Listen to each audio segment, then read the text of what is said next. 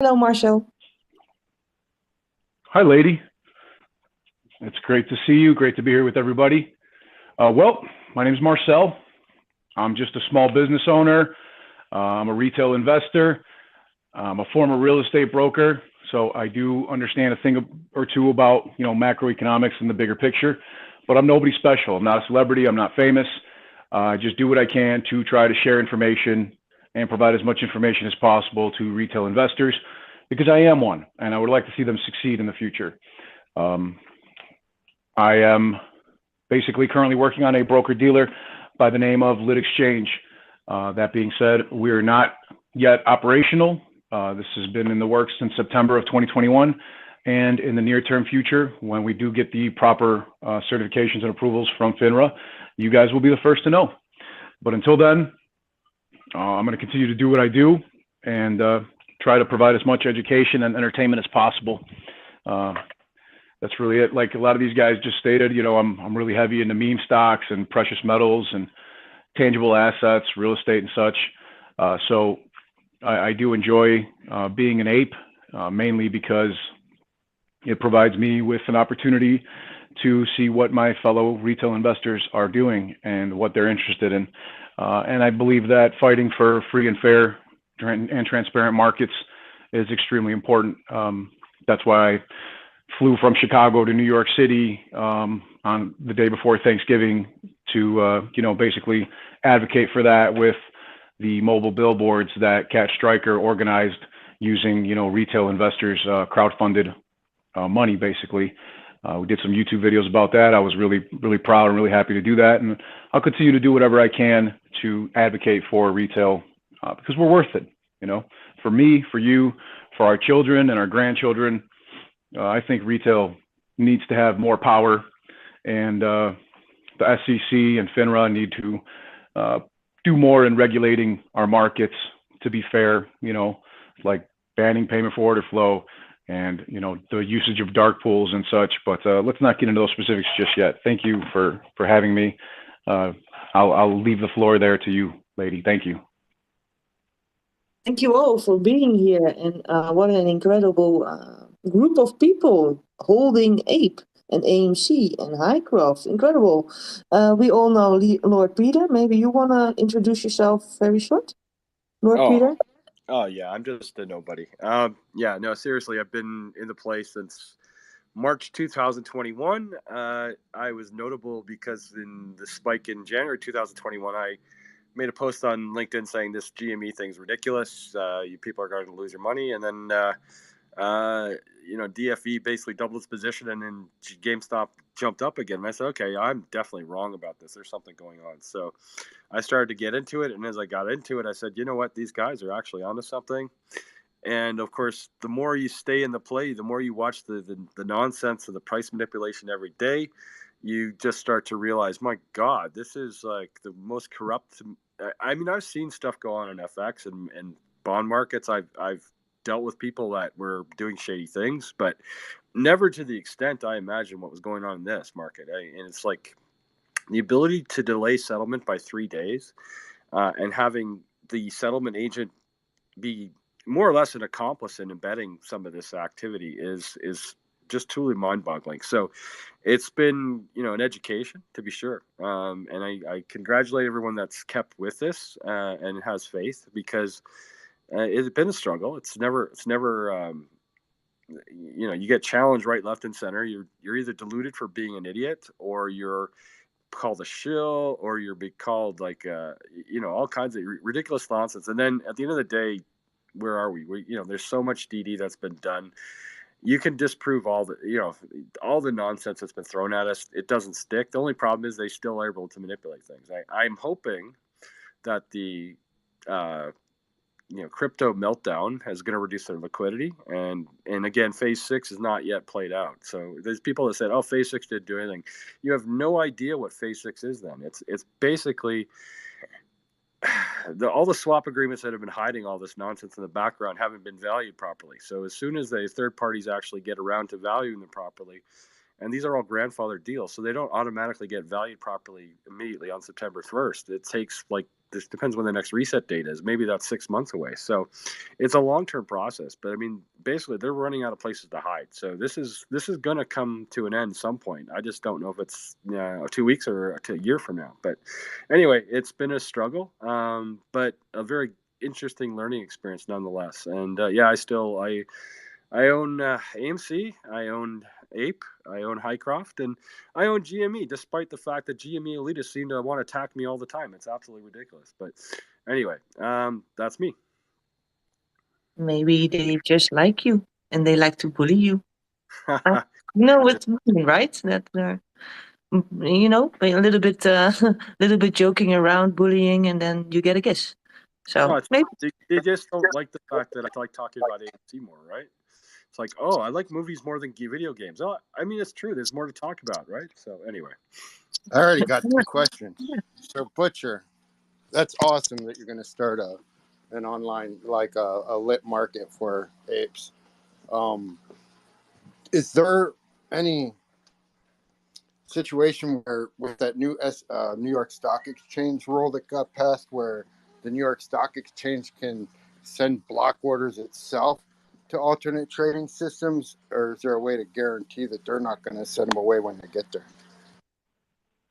Currently, they're changing regulations left and right, so I'm not sure exactly what the SEC and FINRA and so on are going to do here. So I can't divulge too much information. One, because it wouldn't be legal, and two, because things might change. Our plan is to push everything possible, or everything period, to lit markets and lit exchanges. However, if these new regulations come into play, such as auctioning of these block trades and such, like you're mentioning, it could cause some changes in that. But that's part of the reason why we're advocating for the banning of payment for order flow and the banning of these dark pools, because it's not fair to retail investors. Like there's major price suppression happening in these alternative trading systems and dark pools. And I think it's a really serious thing that people need to learn about, because if you really think about it, the 99% of people, maybe even more, don't have any idea what a failure to deliver is, or a dark pool is, or even that payment for order flow is costing them money. They think that they're getting free trades when in reality they're paying a shitload more money than they actually would if they just paid $6.99 in commission per trade, for example. But people don't understand these things.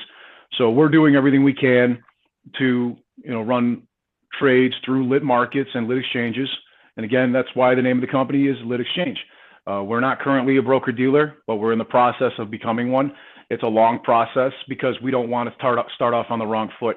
We don't want a Robin Hood situation. We want to advocate for retail and provide them with educational tools and brokerage tools to actually succeed, to actually be able to send orders to lit markets instead of having to manually go in every single time you want to send an order to a lit exchange, and having to manually select all the right boxes and so on, because most people don't have any idea what that is. We would prefer it if all orders went straight to those lit exchanges. So I can't say exactly what's going to happen, but we're gonna pivot and we're gonna flow with whatever regulations FINRA and the SEC come out with. You know what I mean? We've got to keep everything legal all the time. But thanks for asking. Thank you. Yeah, thanks. That's a good answer. I appreciate that honesty with the rulings and stuff, because it's important, I think, for retail to realize they do have an advocacy and influence in how the rules are set and passed. And unfortunately, they don't really enforce them as well as we'd like. And Congress has more control over what the SEC regulates, and then the Department of Justice has more control over what they regulate based as far as the banks go. So it'll be interesting to see what these rules influence coming into the future.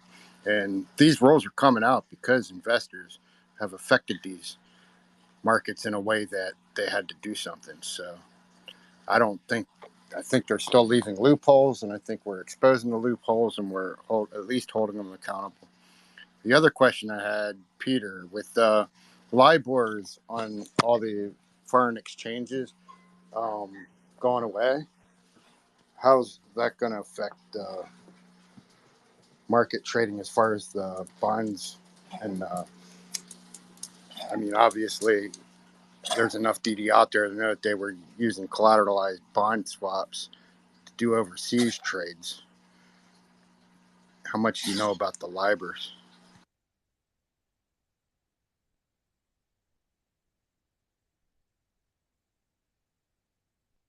I'm so happy Matt has not asked a question for me. I'm so happy. Peter, are you there? Yeah, sorry, I had my mic on. Yeah, Matt, I think you asked me something like this a few months ago. Don't forget that this Libor change had been in the works for years. The Fed was taking its time, but insofar as the transition out of Libor to I think CBOR or whatever the hell it's called. I mean, it was well known, and basically, I don't think, I don't think there's anything nefarious regards to our plays in regards to Libor. I mean, there could be. I mean, the problem is it's impossible to know until after the fact, because again, a lot of these, everything is off balance sheet and in some sort of swap contract, and if the grandfathered contract specifies Libor rate, then until those things get reset to the new standard, then yeah, they could have some weird stuff in it. I agree with you on that, but I don't know. I would tend to think that I can't say. This has been such a ridiculous play. Anything's possible, but I think any issues should come up within the next few quarters, because again, these are typically quarterly resets with Libor, and that would imply everything should come to a head next week. December, first week of December. So if they're semi-annual, then it would be sometime in March. We'll see.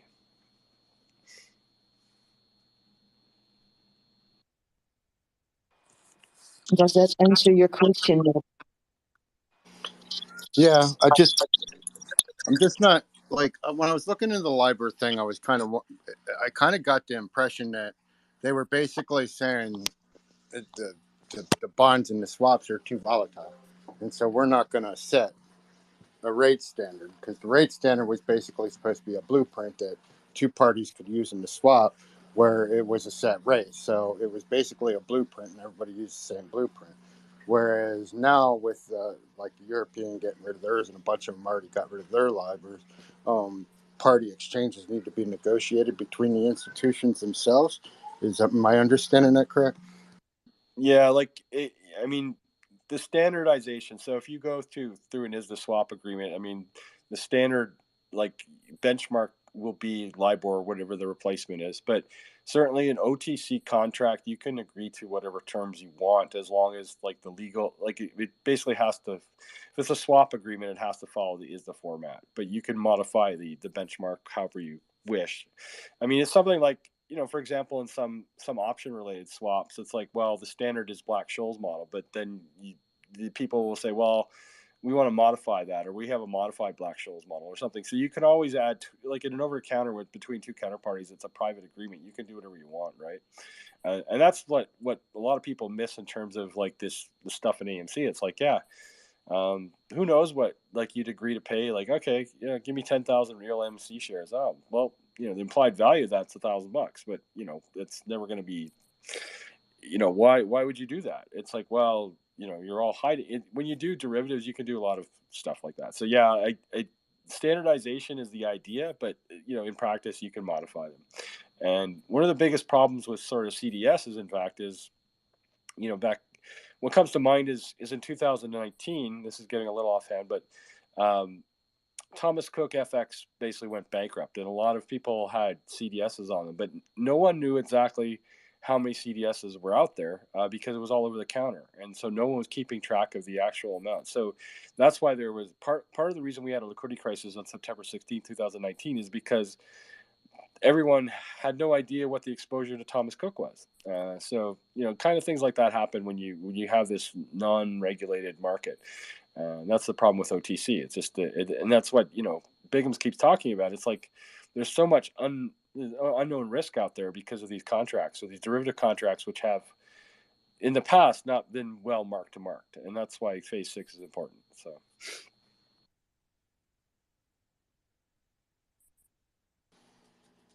thank you for that, because there's stuff about that I didn't know, but it seems like they also use the bond market and that as swaps to catch liquidity on the currency spreads, which I think is one of the reasons they crashed the bond market with cuts to the lunar the tethered. Yeah, no, absolutely. I mean, you look at some of the people involved in this play, like Citadel's got arms in almost every market. So it's quite, and they have influence in every market, significant size. So they can basically pull off stuff like that quite easily. So.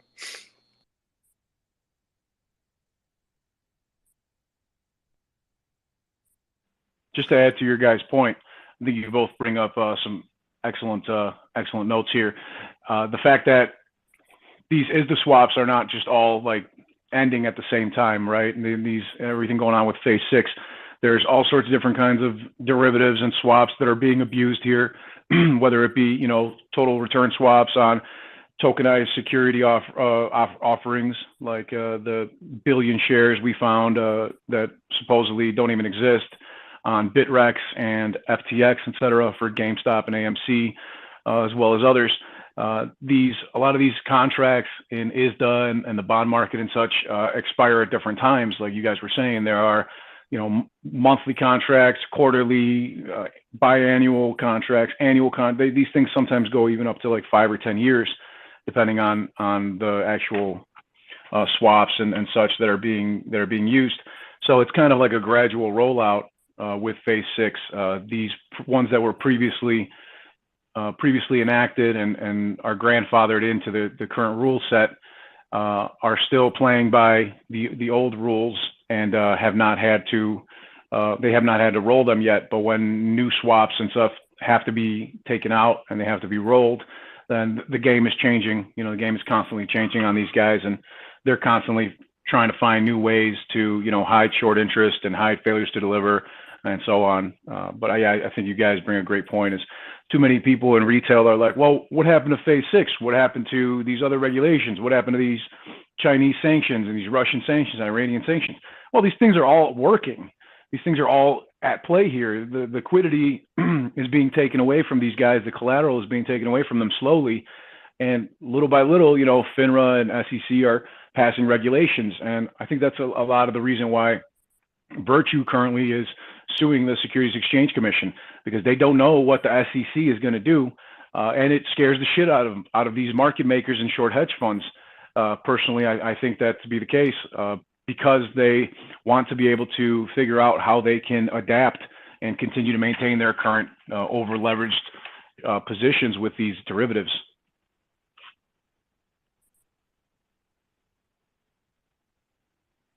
Okay. But we can move on. Yeah. We are 5 minutes in, and I'm already like, wow. We were talking about the billboards from our cat, and we went into this topics. Wow, this is clearly a think tank. Incredible information. Let me simplify it a little bit because I need to start up. What do we think about the merchandise from Adam Aaron, of course, that he announced? I've got a few ideas on it. Firstly, he listens. I think that's been proven over the 23 months now that I've been watching. I think he's getting more confident in what he's doing and how he's going about it. I'd love to see, I did flag it up earlier on a tweet and that, but we've all got ideas, but I'd love to see something, Planet of the Apes or something of that nature relating to a theme day. I don't think that's out the question, far from it, and I think that would be completely sell out. I think we're very proud as a whole of what we're doing and why we're doing it. The motives that 100%, good people, all walks of life from different countries around the world that have paid attention or come in and learned very quickly what they needed to learn.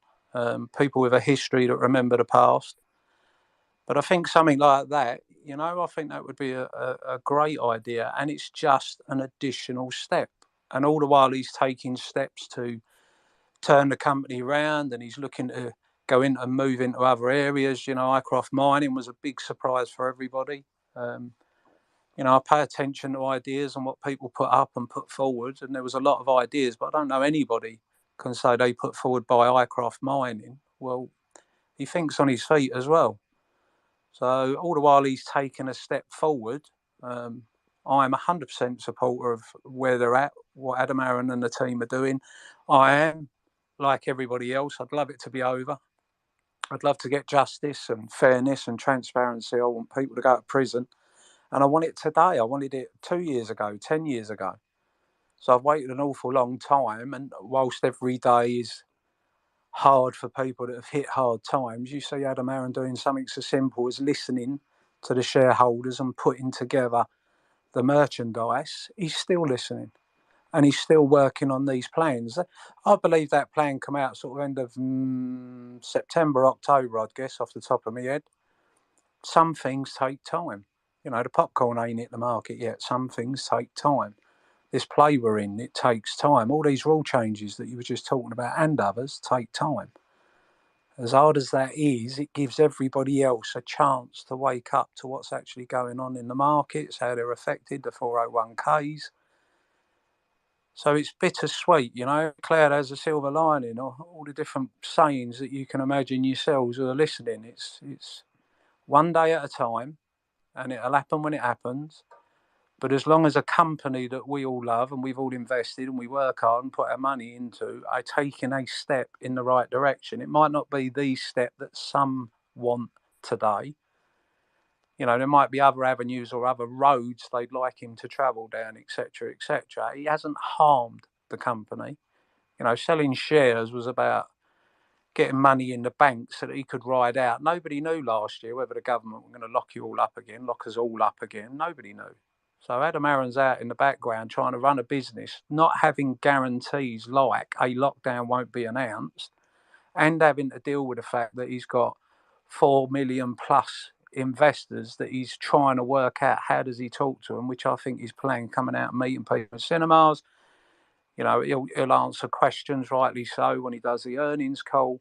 He's listening, he's putting ideas in, he's took on crypto. You know, I'd love him to do a deal with all sorts of different people. If it's going to happen, it will in its own time, step by step. So this is just, for me, one more step that I think is utilising a great idea that at the moment, this is the first step. It's the first merchandise that they're really putting out in the way that they are. And it can also grow. It can also transform. It can also change into different aspects. So moving forward, no doubt we'll be listening. He'll be seeing everybody raving on Twitter at the moment and other social networks, no doubt. And he'll be getting feedback. So as long as the steps they're taking are supported, I'm sure he will continue, listen, and they'll improve or get bigger or become more rewarding as time moves on. So for me, it's another step, and I'm glad to see it. I love your Absolutely. accent and I love your unity talk. It's really about united and that we are on a good track. I love the merchandise. I think they look beautiful, and I think the price is right. Do we know if it's made in America? I don't know. Is it made in America? Does anyone know? I didn't have a chance to look into it. I'd like to think that the answer would be yes, but yeah, I don't know at this stage. Did we order? Did you guys order merchandise? I haven't yet. I do want to look to see maybe getting a sweatshirt. But yeah, that's a good question about the Made in America part. I think one of the things that I like, and I think they were long overdue, is that with them selling actual AMC merchandise is also like a cash generating advertising. And it's AMC logoed, so they own the logo, so they're not paying anybody else like for the print rights. Like with the movies and stuff, they get their cut because they own the copyrights to that. So with AMC doing their own merchandise with their own label, there's no payout for copyright. I'm not entirely sure if that's even important. Sorry about that, Wolfie. Great. It'd be great if it is made in America, right? But ideally, the fact of the matter is here that a lot of countries, well, just make things cheaper. You know, so if it, for example, was the product itself, the actual gear itself was probably made in another country, imported to the States, and then maybe screen printed or whatever kind of design they're using here. The fact is that it's going to be a lot cheaper than if we were to buy them made in America. And as much as I hate to say that, it's just the truth. You know what I mean? The wages are so much higher here than they are in, China or Taiwan or even Mexico, for example, that I highly doubt that they're making the actual shirts or hoodies themselves over there, but they're probably printing them here so that they can have local distribution at a faster shipping, just to have faster shipping and whatnot. And owning a logistics company, I could tell you that sending something from, if they create it and then people order it and they send it from like Australia or anywhere on the other side of the world here to the States, it's going to take about a month and a half to 2 months to get to people. So I'm assuming that they've already imported these items, and one of the AMC suppliers or producers is creating them on the fly to match the orders that come in, and then distributing them here locally. So people are probably getting them within a week or so. And I think that's great. I have not yet purchased any. I just found out, I think it was yesterday or today. I think it was yesterday that Adam Aron released it, and he listened. He pays attention to what people are saying. I think he's a fantastic CEO, and too many people are just impatient and just want everything to squeeze. So they want Adam Aron to, recall APE shares and to do all this other stuff and to merge with another company, whatever. And things don't work that fast in finance, and a lot of people are upset with Adam Aron about partnering with Citibank to, I believe it's to issue APE shares. But that's the kind of thing that has to happen. Who's going to do it? You or I? And we don't have that kind of capital. We don't have those capabilities. If we're in these financial markets, we've got to dance with the devil, whether we like it or not. That's what these markets are. It's big money. So yeah, I'm definitely looking forward to buying some, and I'm glad that Adam Aron finally came out with all this incredible merchandise. I'm definitely looking forward to buying some. Definitely, just if at least to support and to represent for my favorite stock. I think you should buy the golden shirt. Hey, not to interrupt, but Crazy Lady, can you please bring up AMC Bigums and Randall Cornett if it's not too much trouble? If you can happen to find them down here, I would love to bring them up if we can, just to get some other viewpoints if it's not too much trouble. I will make you a co-host. What do you think about that? Whatever you want. You're the boss. Well, actually, you're the boss. Nah. I couldn't find them, but I think you're better in it. So you go. While you're organising that, and hopefully they do join, just going back on the point, there's a few bits that we do tend to overlook as well. The advertising side of things, this 4 million plus shareholders on Twitter and Discord and Reddits and talking to your friends, that's hugely important. Vast savings. Adam Aron going around and, visiting different countries now. Was it 12 in America? He's now done the UK. I was very fortunate to meet him on the night, along with 200 other excited and very happy investors in the company. Us walking around, talking to people, etc. I've said in the past, if I estimate within the plays, there's a lot of meme stocks, 5 to 10 million people have talked to 10 people. That's 50 to 100 million that know. And then reverting back to the laws and the rules, etc. It's critically important that we know how and why and what they're doing and how they're doing it and who's accountable or, who's involved. Of course it is. More so after the play. It does give people understanding and hope, and, it does fire your belly up. It does get you rolled up that that these things are all going on. It's critically important. But I can't help but feel if we are correct, if people that have spoken about $100 trillion stolen from the market by 2009 are correct. Patrick Byrne of Overstock and Wes Christian, the Wall Street Conspiracy, all these things that are out there that have been out there for a decade, saying this is wrong, this has got to stop, people have got to listen, people have got to wake up to what is going on. $100 trillion from your 401ks and everything else. So we're in a position now where we've got 5 to 10 million, and we've all told 10 who haven't maybe joined or bought in or have looked and decided it wasn't for them, or know that the market's set up the way it is and the rich get richer and the poorer get poorer, and decided to sit on the sidelines. When this actually does happen and the final whistle is heard, there's going to be them serious questions asked, and there will be sweeping changes because they'll have no choice. Now, I'm aware of some of the games, not all the games. I don't talk as an expert. I'm not a financial advisor. But I know people, and people will always find a way whilst they're allowed. And at the moment, they're allowed. However we want to look at it, the reason it was 100 trillion in 2009 was because they're allowed. And in 2012, when the government and Congress and everybody else were supposedly looking at it seriously, they bottled it. Market maker exempt rules, etc. They'll always find something until they're in a position where they're told not to, where it's demanded that it stops. If Patrick Burns can turn around and say to people that the Chinese market do not have fail to delivers, how does the US stock market? And these things might not be a big deal today, but the moment we're all proven correct, this play's finished and the final whistle is heard, then I can't help but believe 100% sweeping changes.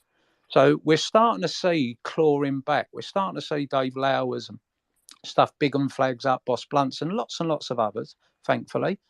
We're starting to see that sort of changing. Nowhere near as quick as we'd like, nowhere as quick as it should have happened. It should have happened 2008. It should have been done and dusted. The market had crashed because of one particular market, the housing market. It should have been sweeping changes there, but it didn't. And they can-kicked. And now here we are again. So 100 trillion 2009. No one sued the lawyer West Christian when he was stating them facts. No one went after him. No one shut him down. And now we're 13 years later and we're still waiting to see how much it's now cost. But the US debt went from 10 trillion to 31 trillion in 12 years. So there's always excuses by politicians of where the money's being spent. The Fed having to print, they're having to do this for us. They're doing this to save us, to help us, to make it easier for us. In 40 years of watching, it's rarely to help us. It's always as a consequence. It's always trying to give us lip service, always trying to fob us off. So when it comes to the rule changes, they're not as quick as we'd like. I believe the moment they'll actually happen in full will be the day after, because that's when the market will be looked at by the entire world and they'll be asking, where is the integrity? How did this happen?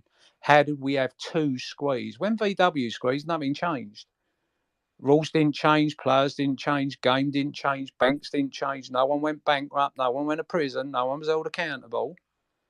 This is history they cannot hide. And now we've got 5 to 10 million people shining the light, screaming, coming out of really great info. Boss Blunts, Peter, Bigham's, lots and lots of people. Going back early Reddit days, you had a Tobbit. You had lots and lots of good people, people that have been attacked. Well, I don't know by who, but they've been attacked. They go quiet, they withdraw. You know, the fiasco with West Christian, we need to take it on board. West Christian's info is incredibly important.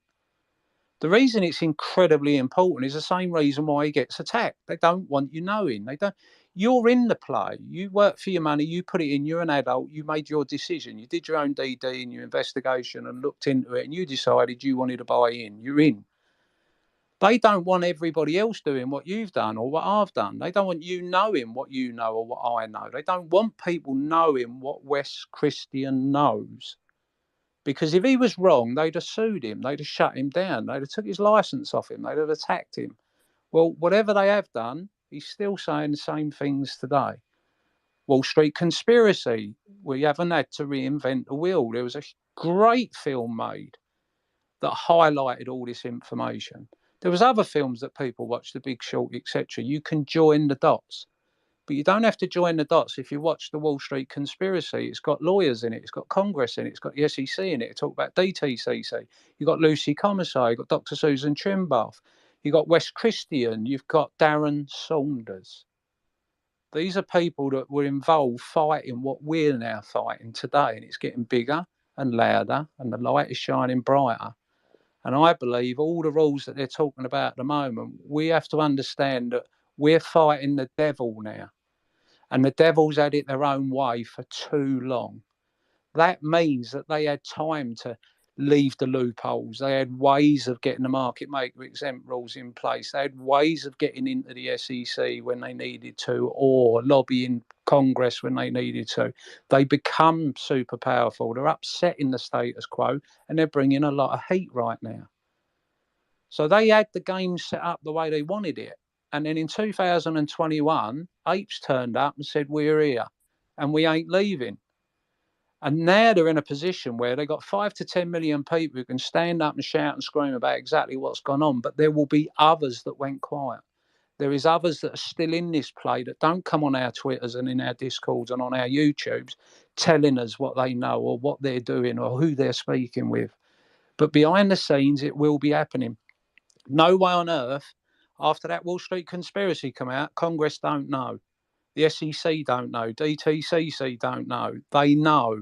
Pulitzer writers know. Wall Street journalists know. People out there, CEOs, CFOs know. No one's going to get in the front of this. No one wants to carry the blame for this happening. But they'll all want to take credit the day after when they have to come through with sweeping changes to protect or enhance or at least give a little bit of integrity back to the market. So the rule changes are important. They're important to me. I once talked about a plane. I don't know all the ins and outs of a plane, how it works or how you wire it. I get on it, I get to my destination, I get off and I'm happy. Well, I do like knowing the rules and I do pay attention to boss and others that are putting out the information. But I want people to understand as well, people is equally a catalyst as a market crash. If 100 million people in America woke up to their 401ks, their jobs, their family, all the things that happened in 2008 wasn't just down to market-backed securities and credit default swaps. It was shorting. It was naked shorting. If they wake up to this is a 20-year phenomenon that's been robbing them of their jobs, medical advances, cancer companies, if they wake up to that and they decided tomorrow they were coming in, this would be over in a week and it would be over in our favour and we'd have all the rule changes that we wanted. People would be listened to, the people that they've been ignoring and been fobbing off, the people that haven't got the lobbyist ear. They can't go into the Congress people that voted against the transparency rule. This is a long, long battle against the playbook that they wrote, and we are slowly rewriting it, and that does take time. So the rules that we're seeing coming in, the day after, it'll be a sweeping change, is my belief. I think a lot of that too is they don't want, like, nobody remembers who created the problems. They only remember who's sitting at the chair at the time that that it's exposed. So, like, you have all these people in charge of fixing this crap, but at the same time, for them to fix the stuff, they're going to end up causing this squeeze. So, on one hand, they want to fix it and they're preparing for that, but on the other hand, they don't want to be the guy sitting in the chair that caused it. So, they're just basically, in my opinion, going to let the institutions crumble themselves from within themselves, fall to pieces, and then they're just going to sit back. We know, but 80% of the population, even the ones that are invested, don't know nothing about the stock. So then they can sit back and say, oh, we didn't know, but we're going to, like you said, come in and fix this. And nobody remembers who was in the chair when it happened, but they should, when the systems were created, but they sure as hell remember who was sitting in that chair when the problems hit the fan. I don't think they can come and do some of the things that I know. I want it over. I want it all to stop. I wanted it to stop 10 years ago, but here we are. And this is the best opportunity. I've never been more alive than I am today because of you, everybody listening, everybody involved, even the haters and the knockers and the purists, and you're part of this. Whether we're all in this, and if we could just unite and focus on the factual stuff that's been there for 10 years and wake everybody up, they'd be in this tomorrow. people didn't forget 2008. People didn't forget the dot-com. People didn't forget they lost their house, or they split up from their loved ones, or their family was torn apart, or jobs were taken from an area because a company was gone at. A company went after it. Bigham's, I hope he does come up. If you go onto Bigham's Twitter, he's got pinned to his Twitter a write-up that was done. Pete Petit, and I'll finish on this because this is important actually. Pete Petit was a guy that was involved in some medical scandal, from my understanding, and he got attacked. So when this paperwork was released, I believe it was either 2004, 2007. It's a long time since I read it, but it was released on the internet. When you read it, it's the playbook that we're fighting. It's how they go after a company, how they will put a company out of business, how they put people on the board, how they do the different things, and using people to come out and go after them. You know, go and have a look at Patch, one of the Dirty Dozen from the Wall Street. Go and have a look at Mark Falk, another one from the Dirty Dozen. They were out doing this fight 2010, 2012. Mark Falk is still active today, fighting this fight and other things, but he still fights this very fight. These were people that we've seen what's happening with our own people that have been really good, done great DD, put it out. Some of them get attacked because they dared put a date. Well, they could have been right. They should have been right. But because of all the manipulation, it didn't happen. That's what we're fighting. Other people come out and put DD and people want to attack it. Of course they do, because they don't want you knowing 100%.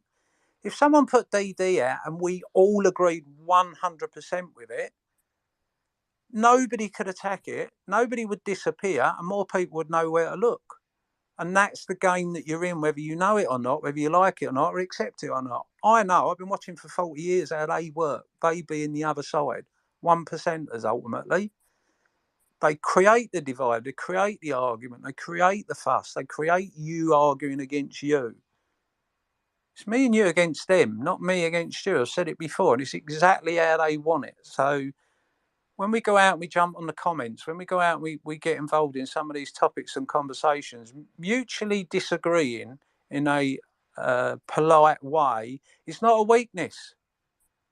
That's what they don't want us to be able to do. So whether you think somebody's DD is 100% correct, etc., how we actually deal with that, we're doing mainstream media's work, because we're jumping all over on each other. And, you know, some people within this movement, thankfully a lot quieter, wanted to be the voice in this movement. No.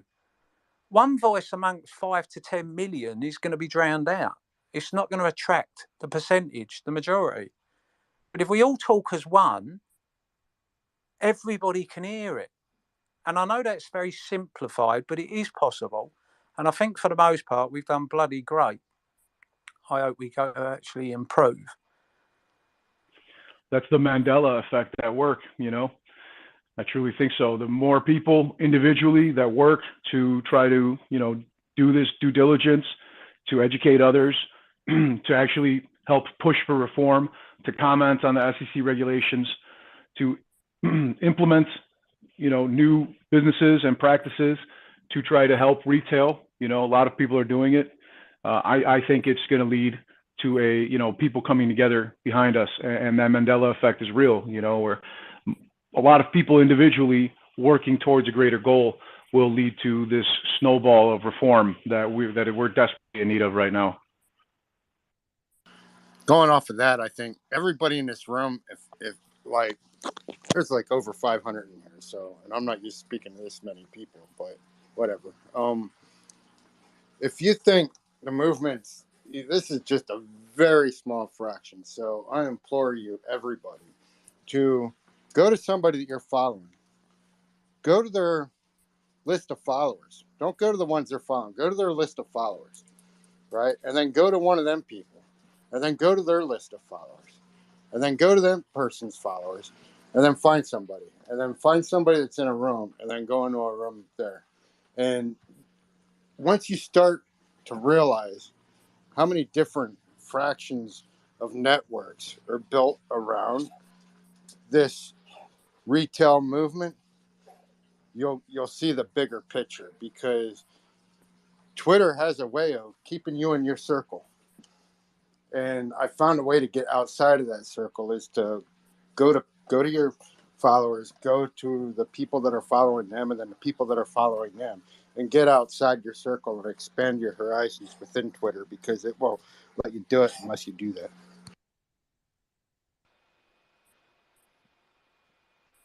And I speak from experience regarding this, United. Don't get me wrong, we're doing it. I think overall it's an outstanding job that's currently been done. People are doing the best they can. They're doing bloody brilliant and all. I take my hat off to so many people within this movement now, and the things that they're doing and the work they're putting in, the sacrifice it takes, because I understand that. I've done it in real life, if you like. Looking people in the eye face to face and stuff. And I speak from experience, especially in the beginning, when you set off, you end up with a lot of voices. But the strongest voice, 100%, is one that's united. And you'll always have, your little peripheral. You'll always have, a few doubters or a few pessimists or optimists. We're all different. But whatever road you're traveling, whatever road sign that you've seen, information, whatever road sign that you've took the time to read, DD, whatever gets you to that final destination, I'm going to be there when you get there. I'm going to shake your hand. I'm going to stand shoulder to shoulder. I'm going to look out on the world knowing that we did this. I don't concern myself with what road you travel. My concern throughout all of this is, do you bring more to the table than you take from it? If you're having a bad day or you've had bad news, that's human nature. And I come from a psychological viewpoint on a lot of things. Whatever road you're traveling is your road. You look after it. You want to drive like an egg case, go crashing into a wall, that's down to you. If you want to sit back and just chill in the background, that's down to you. I want everyone to get there safely. I don't want to do it by attacking people on the roads. I don't want to have a go at somebody because they're coming at it from a different angle. What I want is to be able to understand. What I want is to be able to accept. And when we have different opinions or we come at it from different angles, we should be supportive in that, or quiet. And when we start to learn to really talk as one, I believe in hindsight, when this is all over and we look back, we will know that this was true, that we had lessons to learn, that we had a better way of doing what we're doing. Now, we came as individuals that bought a stock for whatever our reasons, our motives. It was undervalued or whatever. And we're ending up 23 months later where 90% of people never sold. People continue to buy. People are still here shining a light. People are doing great work, sacrificing their family life or business or work, or to be able to sit there and read that they'll put up and then they'll have the haters coming in. Understand, because people are hating on things doesn't mean the haters are real. And I do often keep referring back to that or talk about that particular topic because it's something that I've done in experience. I've had haters in an area with real people, mums and dads and brothers and sisters, young and old, people with different opinions. But over time, as education got better, over time as victories appeared, over time as unity increased, over time when people stopped wanting to be the spokesperson and wanted to be part of the bigger picture, the team, everybody, fighting for what was just with reason and integrity and transparency and honesty, when we all go at it and we all point in the same direction and speak in one voice, they can't stop us. Now, we can make it as easy as we want or as difficult as we want. If we want to make it easier, we've got to stop with the fighting side of things. Ignore it, turn the other cheek, come away for 5 minutes, chill out. If we want to make it harder, then we keep attacking each other and we keep pulling each other down. Or when we look at our friends are different, but ultimately they're our friends because they're like us. Well, when we come into this play, some of us need factual, cast iron stuff. Some of us need psychology. Some of us need to look at history. Some of us just need to get up every day, take a breath, go to sleep at night, knowing they're going to do it tomorrow, every day until it lasts. I think sometimes we take for granted that we're all the same and we're not, and we're going to go different routes. We should be accepting that. But I look forward to meeting and seeing and greeting and having victory dance when we all get to the final destination together. Wolfie, there's a question for you. If you can also do audiobooks, because you sound so inspirational. I'm not joking. It's a serious question. Well, that is very kind, and it's lovely to hear. Of course, it is, and all the while I'm, encouraged. All the while there is support. I'm willing to stay. I'm like some of your DD writers, but I come at psychology and I come from people. Of course I'm in it for the money. I'm not a martyr. I have family. I've got grandkids, great-grandkids, great-great-grandkids that I'm thinking of during this play. I've got a different perspective maybe to some.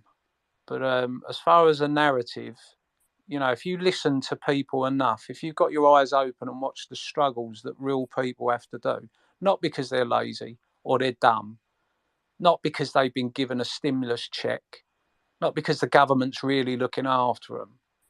But if you listen to people and you're paying attention, I'm no different than anybody listening, nobody any different than anybody else in this play. Genuinely, I'm not.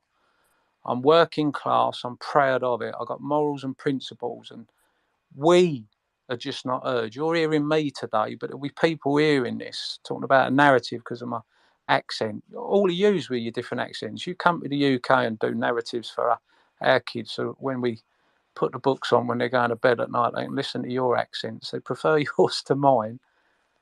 But words are just words unless they resonate. And I know, having listened and spoken and talked to, been around an awful lot of people through my life, that we don't like the way it is. And the people that should be there to protect us don't. And the Congress men and women are only there when they want our vote. And the political parties have let us all down, immaterial what political party we support. And our voice, the people that look at it that way, generally as a rule never get heard. We're the ones that are expected to go out on the front line in wars. We're the ones that are expected to respond to emergency situations in our countries. We're the ones that go out and put the fires out. We're the ones that put the bodies back together when they come into the hospitals. We're the ones that teach the kids, sweep the roads, clean the buildings. We're the ones that serve the food. We're the ones that are behind the bar. We're the ones that are going out doing tickets for car parking. We're the people that they can't afford to let get rich, because we'll have choices. Do we want to do this job? Do I want to be in the army? Do I want to be working in an hospital? And that scares the shit out of them, because forever that has been our role. The 99%ers are here to serve. There's no ifs or buts about that. There will be anomalies, peripheral amount of people and go, I'm doing really well. I've got a 250 grand car. I've got a £3 million house. Have you? How much is your mortgage? Have you paid for the car?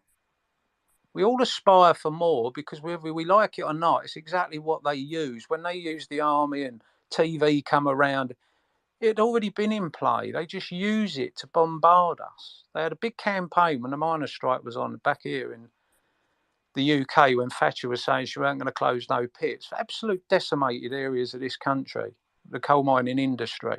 Didn't retrain people before, just dumped everybody on their arse. No handouts, social. These were hard-working people. These were going down in the pits, pit black, putting their lives, digging out coal to keep their houses warm. They were treated like absolute scum, and they should never have been. There was mistakes made in the union, which I won't get into, but ultimately families were ripped apart, because that's what we're here for. Well, change. Enough's enough. We need to wake everybody up. This play is so important for that. I don't think people realise the magnitude of the situation that we're currently in. If you join the dots like I have, with West Christian saying 2009 it was 100 trillion, and 13 years later, which is over double the amount of time, how much is it a day? Well, just look at the US debt, which went from 10 trillion in 2010 to 31 trillion today. And do you believe that these animals, these devils in disguise, these suits, these experts in the stock market, have suddenly found a conscience between 2008, when they all got let off, to today? when we see the repeat finds, do you think that's going to stop them? Do you think they're suddenly going to find God and realise that they've done terrible things? Not the majority of them. They get richer and richer and richer. And they know it comes from our pensions, our jobs. They know it comes from opportunities for us. But right above them at the very top, the ones that are in control of all these people that run all these banks, these governments, there's people at the top that are doing all this, formulating all this, allowing all this, turning the blind eye because they're getting richer and we're getting poorer. And we're not awake to what's actually going on. We're focusing in on a million things sent out by mainstream media and politicians and governments and political parties to divide us all. Even in this play, we have one destination, but getting there, you can see how the world is. We argue about petty things. We're rude to each other. We're obnoxious to each other. We're nasty to each other. For what reason? Does it make you feel better? Does it make me feel better? Does it help this play? Does it encourage unity? Someone on the outside looking in, do they get to see what we're doing?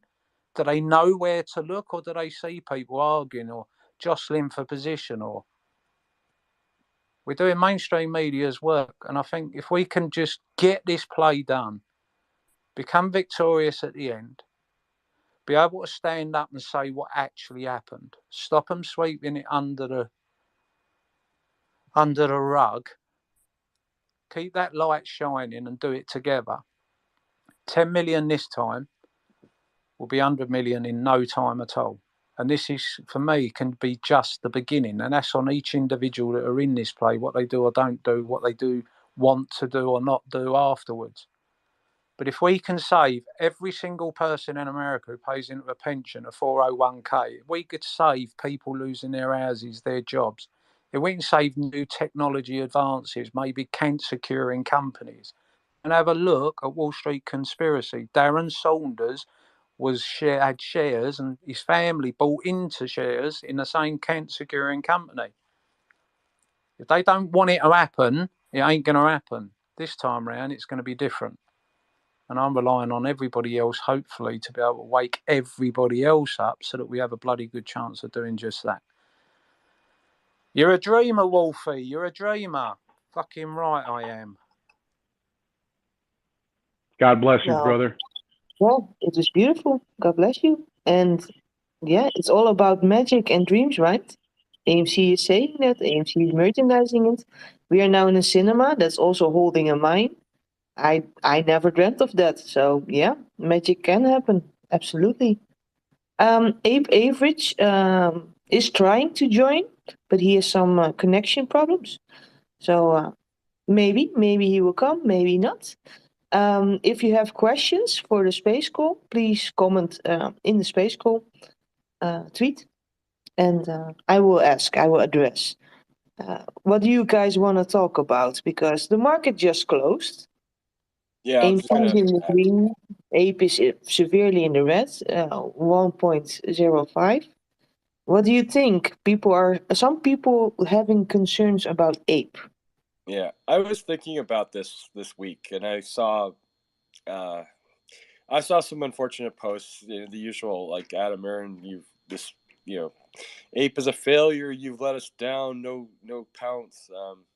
As we've talked about earlier, it might be too premature to say any of that, but it's certainly frustrating to watch it continually attacked every day. And I've noted before, like, if basically AMC was diluted in half value when APE was issued, then that assumedly accounted for the dilution effect, right? So if that's a fact, then AMC and APE should trade fairly close together, at least, like, not perfectly correlated, but they should have relatively the same value, because at any point Adam could request the APE be converted to AMC. So when you have a dichotomy where you've got APE being bashed every day, and AMC for the last week or two has been trending higher, fundamentally, mechanically, it doesn't make a lot of sense. I start to think about it, and maybe I'm wishful thinking, but I'm thinking Adam must have conceived this possibility, and I'm sitting here looking at it going, if you look at the days to cover for AMC, so much as we believe Ortex data, whatever, but it's 7 days to cover now. The short percentage stayed around 20%, but like the volume in AMC is drying up every day. It's like today is 15 million. The days to cover will keep going up. And so I see a point here where they're going to have to do something about, like, I don't know what short like investors allow their guys to have a days to cover of this. Like 3 or 4 is considered large. So 7 is like, So at some point AMC is going to have a rally, and then at one point, well, if APE is still at 1, and what Adam does a proposal or something, then they're going to have to cover their APE. And I'm seeing guys post stuff that, like, well, there's based on market value of these, various sites showing APE's market value, it implies that there's 3.5 billion APEs out there. So I don't know how synthetically they've hypothecated this. Millennium letting out 10 million every day and gets relent. I don't know, but it seems like there's a ridiculous amount of short selling pressure in APE that shouldn't be there. At some point that has to be covered. So if he forces if he says, yeah, we're going to vote on conversion, it's like that will force a mad scramble, because APE should be theoretically closer to AMC. So I don't know. I'm just toying with the thought. I haven't really finalized my thinking, but it seems to me that this would be like Adam's. Like I'm giving him a lot of credit here. Maybe I'm totally wrong, but I think he's sort of waiting, and the conditions have to be perfect. But I think they're getting so overextended that it's like, again, it seems like they're on some sort of mad kamikaze route here. Unless they think they can get away with this, or whether they think that they're going to blow up the entire market so it won't matter. Look at SBF. Like he said, there's no liquidity problems at FTX. The next day he declared bankruptcy. So, that's the game they play. They keep pushing it till they can. So, anyway, my thoughts on that. Going off that Yeah, stuff you too, guys have I'm looking at coming into that. I actually think that they basically shelved whatever floats of APE and started from scratch with a new float. And I say that because when you look at am I wrong to think that because it was a new ticker, so it wasn't exactly an IPO, but it was a new ticker, but it wasn't that short restricted for the first 2 days, that they still ended up with all them FTDs on the third day. And then I got to thinking because I have a theory that they used the T+2 and then the third day FTD as a rollover period to redate their trade days so that they don't pop up on the FTD, because they basically got, a percentage of it got reallocated on a rollover date. And if they did that from the August 15th with a 2-day rollover, which would break to the 17th on the 2-day rollover to the 19th coming into the weekend, what if they got issued the short APE if it wasn't a locate trade on the T+2 with third day FTD?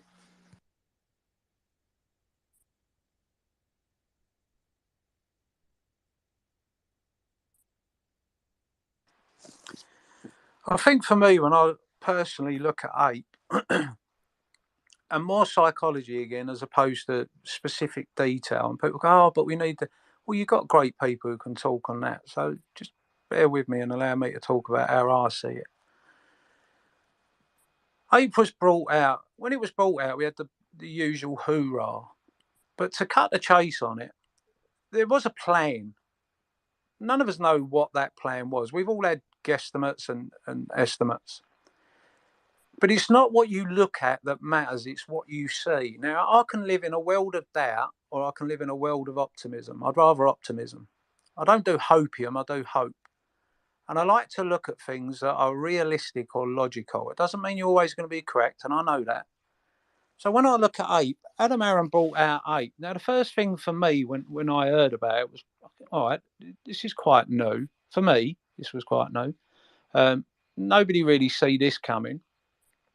Put the company in a position where they had 486 million shares left, having issued 516 million to the market. And what I've never understood about people that question APE, unless they want you to believe that it's worthless, it's not going to do anything, now it's failing, the plan's failed, it's game over, the end of the world. Well, no, not in my world, it ain't. It's just taking time. It's a step, another step, another step. As long as we keep taking the steps, it's like being a marathon runner. You get a 19th mile and you ain't prepared, you're going to know about it because the next step really hurts. And I speak from experience. But you get across that 26 miles, you don't know how you done it, but you did it because you took another step. When APE was brought out, I was so excited. It was unreal. It was something new. It was a new move in the chess game. You know, Adam Aaron was quite clear when the time's right, he'll pounce. He made the announcement of APE and said, checkmate. Now, when I looked at it, I tried joining the dots and things I'd learned or looked at or seen and just focus on the info, not the people, because you might have biases or whatever. He knows he's going to release APE into a market that he's got 4.1 million plus shareholders screaming about naked shorting, synthetic shares, all these shenanigans, shorts marked as longs and everything else that they've been doing forever. He's never ever spoke on it. He's never seen the proof on it. He's not going to get into it. He's going to run the business, turn the business around. He's going to get money in the bank. He's going to make AMC secure. He's going to be able to survive another lockdown if necessary. He's going to buy good businesses. He's going to buy good cinemas. He's going to bring out popcorn and everything else. He needs money in the bank. So he brings APE out knowing it's a preferred equity. He can give it out all the shareholders. There's only 516 officially, but he's got 486 in his back pocket. He's still got that. Now, on the other side, they're looking at it thinking, well, and I remember calling it in about 2 weeks after, where it's following the same pattern, because it had to. They couldn't let APE run away. They had to. And if we ain't got the volume in buying, it makes it easier for them because it keeps it down on lower levels that they can jiggle and juggle and swap around and trade between each other and everything else, synthetic or otherwise. Oh, you've got, 1 million because you did actually have 1 million AMC shares. I need to borrow them. They dump them in the market. Someone buys them, sells them back. For all I know, they're giving them to each other. The significance of that, it don't matter. What does matter is it's in play. It isn't over. And it hasn't hurt us.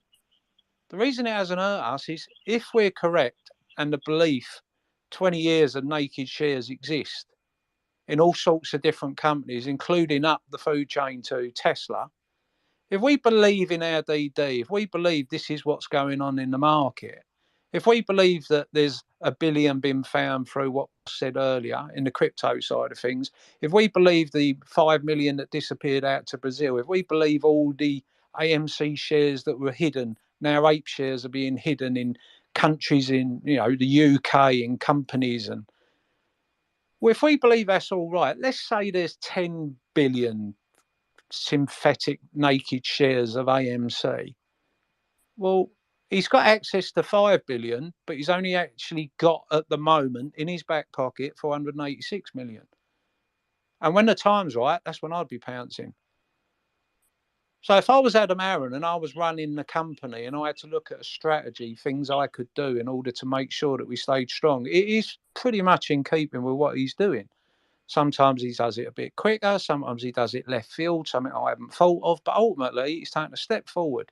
And I believe APE is quite a big step because it puts them in a position where they had to carry on. Now, if I knew that, and I also knew by joining the dots that there was possibly some software, maybe a company, maybe 10 companies that could provide software to me the day before to track every buy and sell and where it went, would I want to collect 20% of the people that have been doing harm to my company, or would I want to collect all of them?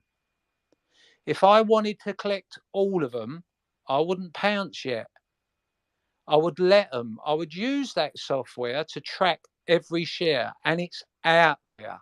One particular company, Share Intel, I'm not saying we got to use it or it has been used. I'm saying if it was me and I could join these dots up knowing I'm bringing out APE preferred share, this is what I would have done. This is what I would be doing. This is why it's taking time.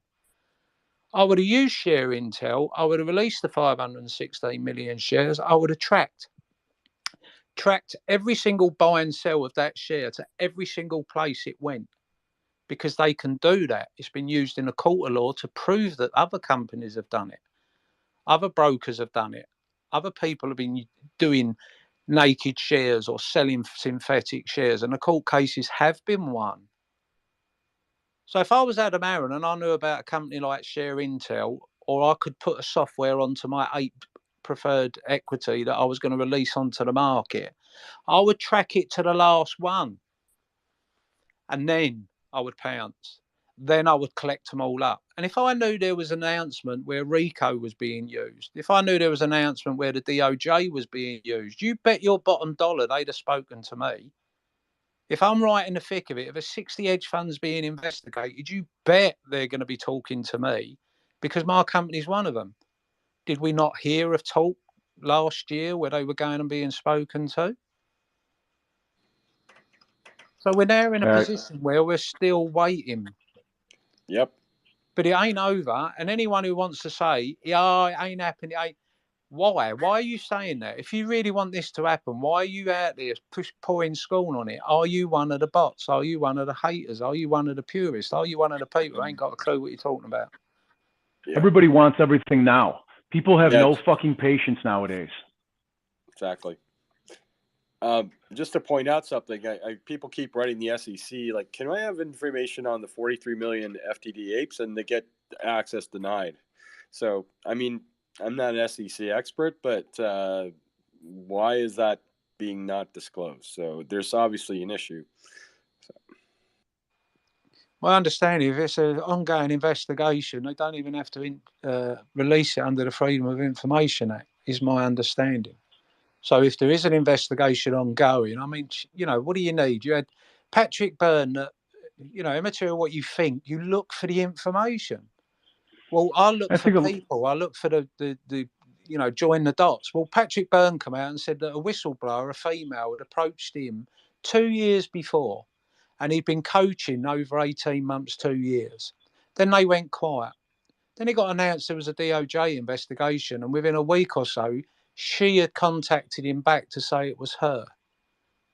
Now, if there's a DOJ investigating 60 hedge funds, when they go into these hedge funds and they find out possibly that they possibly have been working with others, they got to go and look at them as well.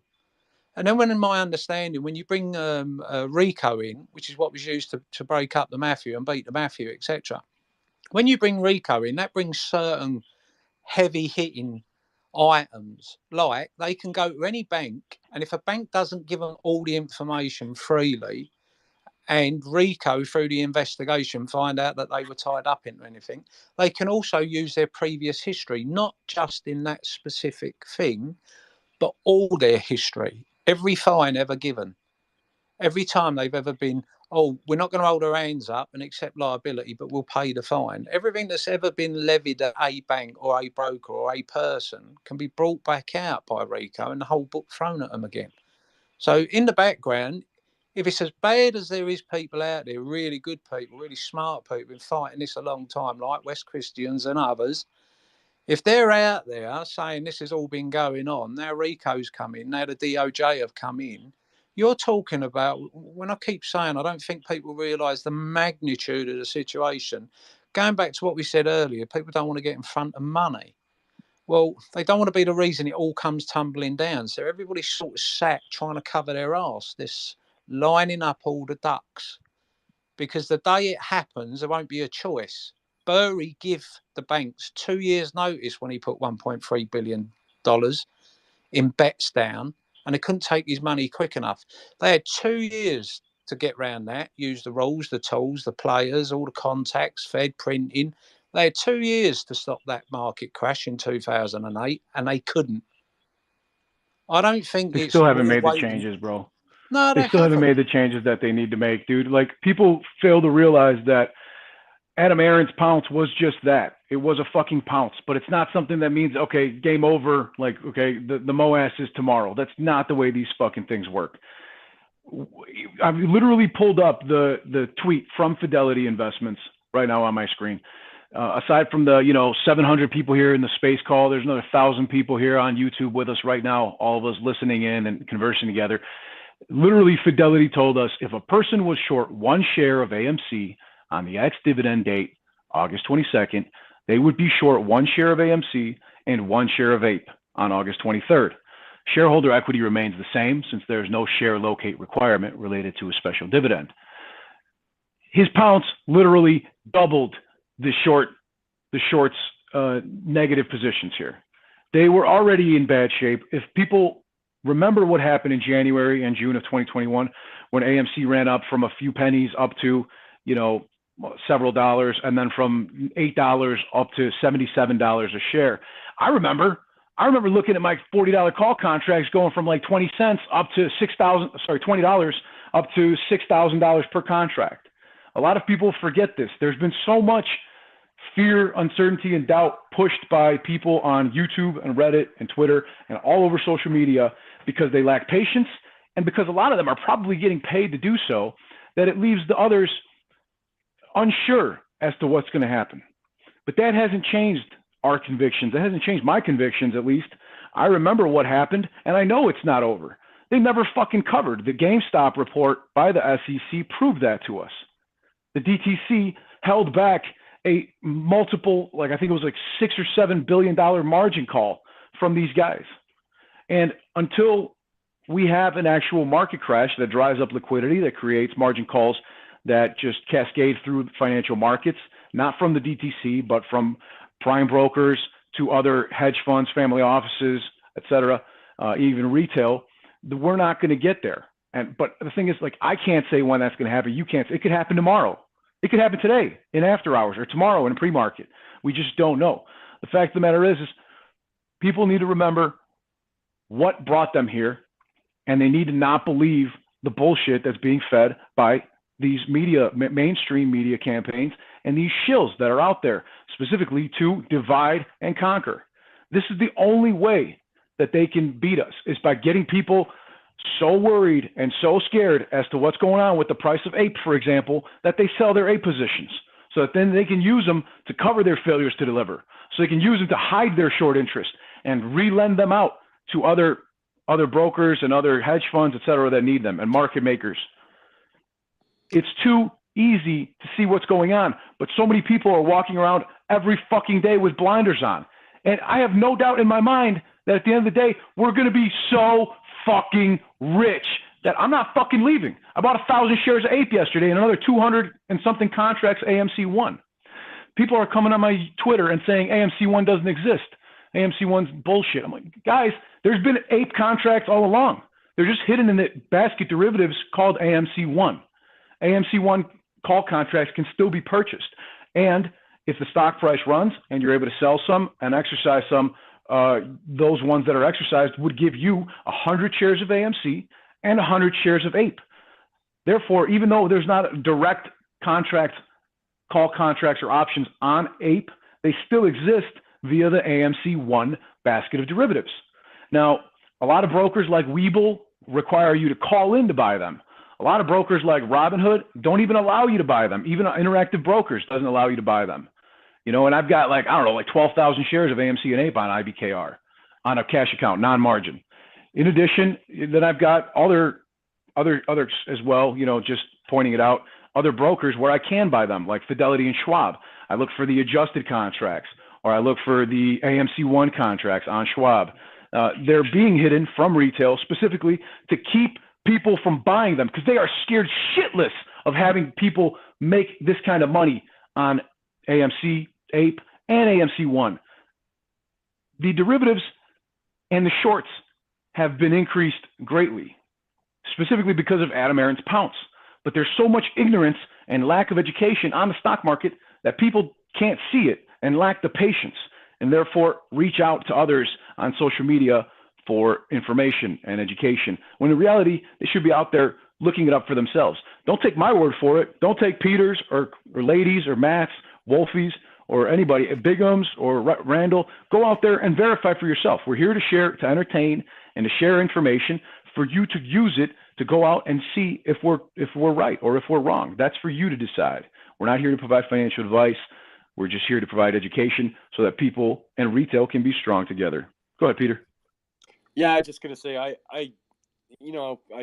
block a lot of bots and shills, but I found myself blocking some long-term participants in the community because they were basically shilling ape comments, and it's like, you should know better, and either you've had a complete mental breakdown or you've been compromised. So I blocked some notable people yesterday. I just was tired of the ape trashing. It's like, as you said, they need to have patience. Again, it's hard to have patience, but this is not like a free. It's a great play, but it's not like instantaneous. It's not like scratch and win ticket time. It's a long-term process. But I just got tired of some of the ignorance that's out there, and it's like, you really should know better. So yeah, it's again, don't take our word for it, but just common sense is that, like basically Adam doubled they were already over short AMC, and he created a situation where now they're short ape as well. It's like, it's common sense.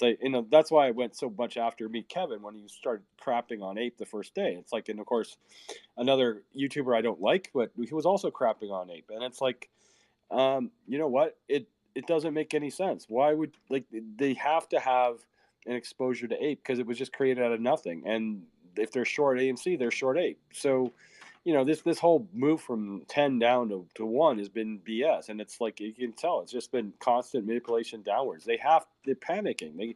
I don't know what the end game is, whether they want to try and keep this below 1 and like give up, but it's not being delisted. It's a preferred share of an existing company. Unless AMC is going bankrupt, it won't get delisted. So it's a little frustrating to see that kind of ignorance out there. So I totally agree with you on that. I don't know how many Yes, times sir. I had to repost what I found online about the AMC ones after APE because of all the FUD that the media and all the people were spewing about AMC one not giving you the 100 and the 100 after the issue. And it was like every room I went in for a week, people were under the impression that their contract was just screwed, and I'm like, no, it's 100 and 100.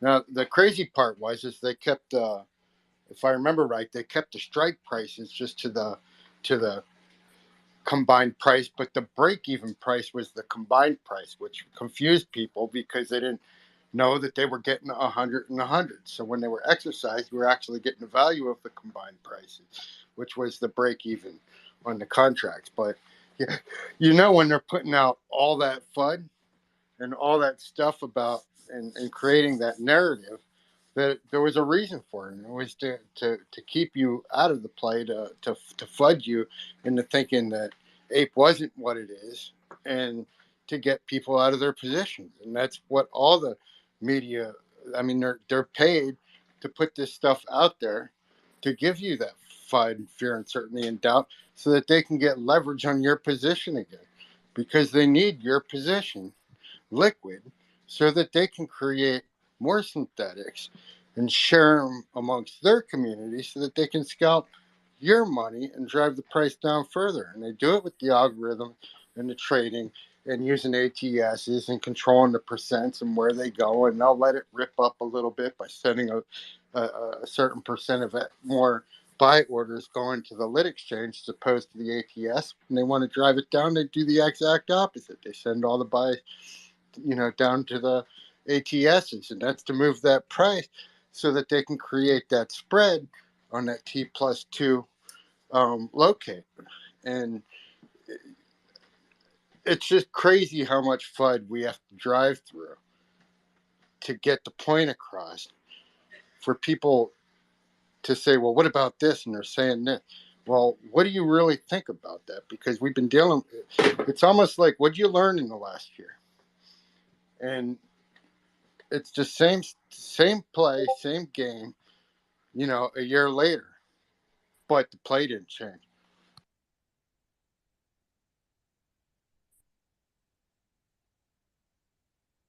Did we change?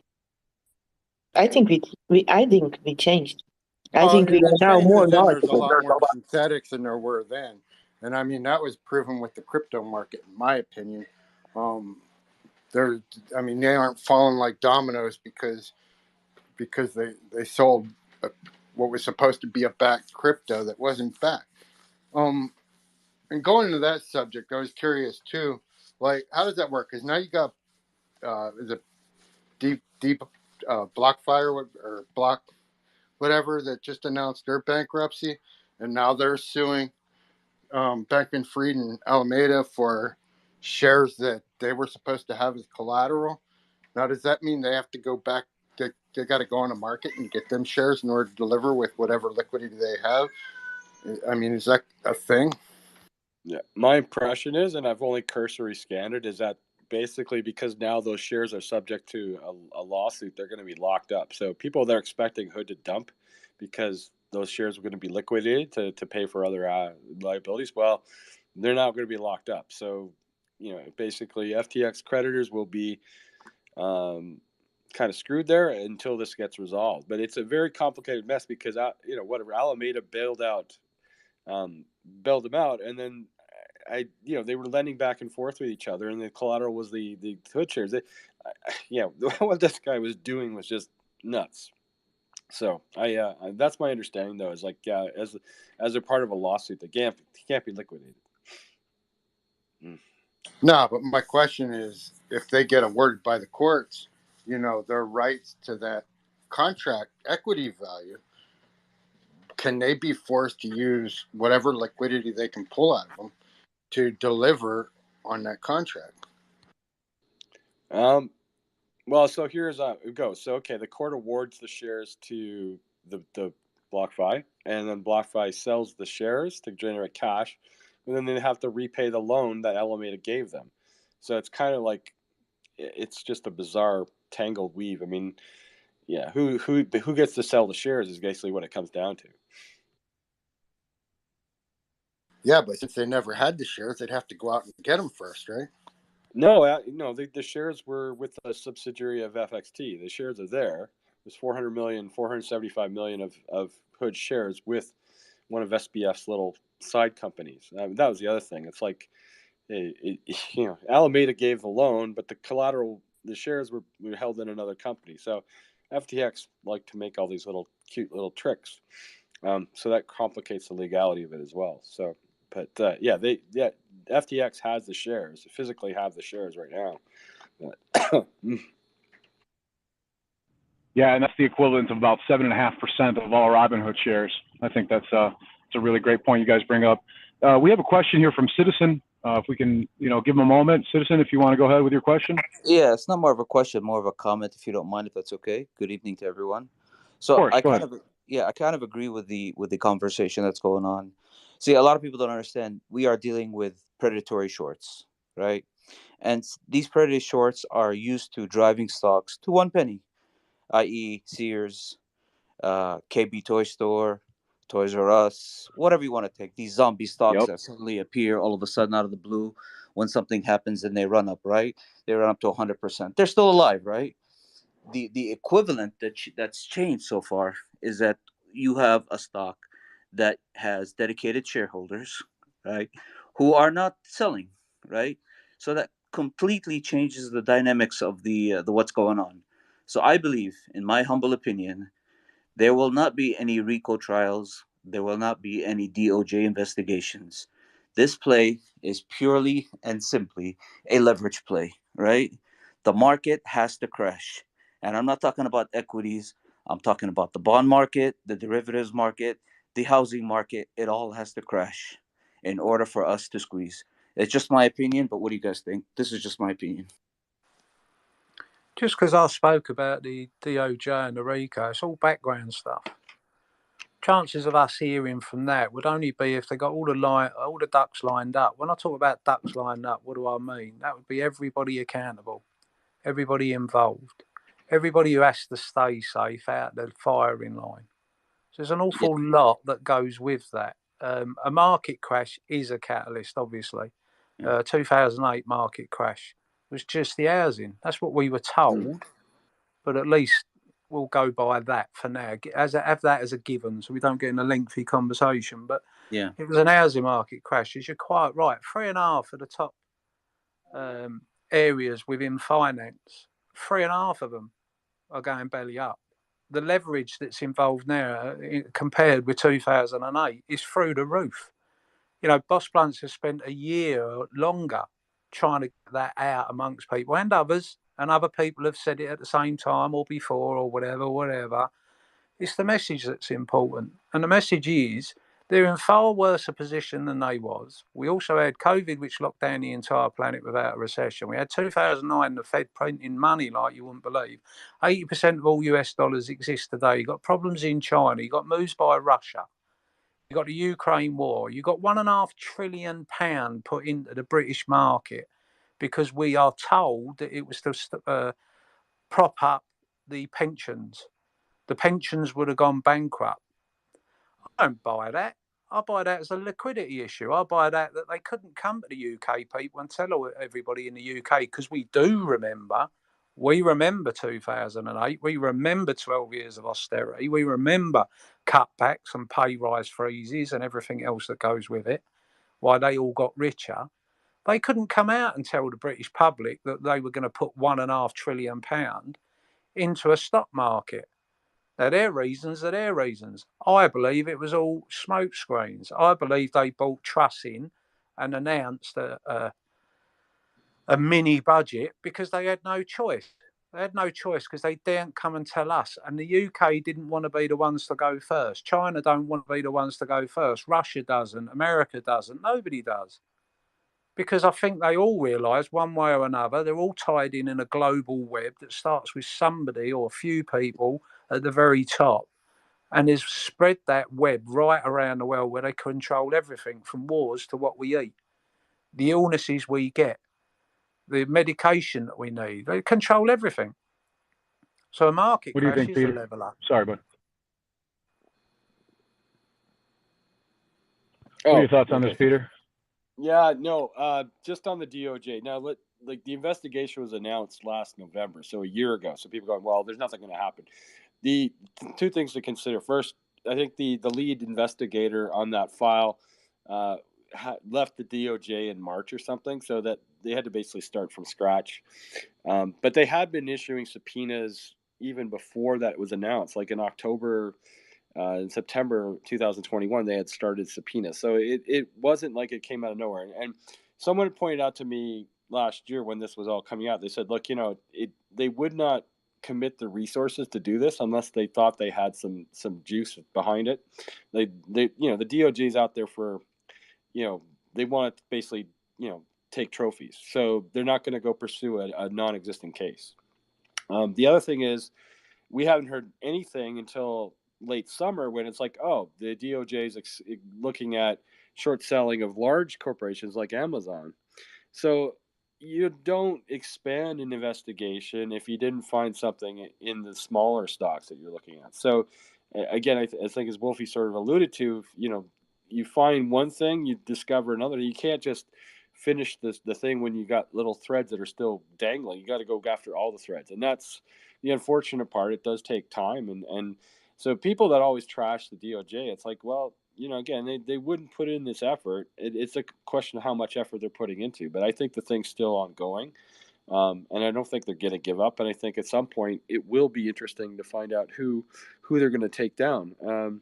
It could be someone notable. They really haven't had a big kill.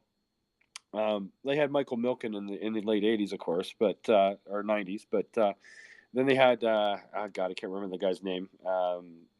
Anyway, they had another big kill in 2000s, but they haven't had anyone for about 15, 20 years. So they need to go and get some.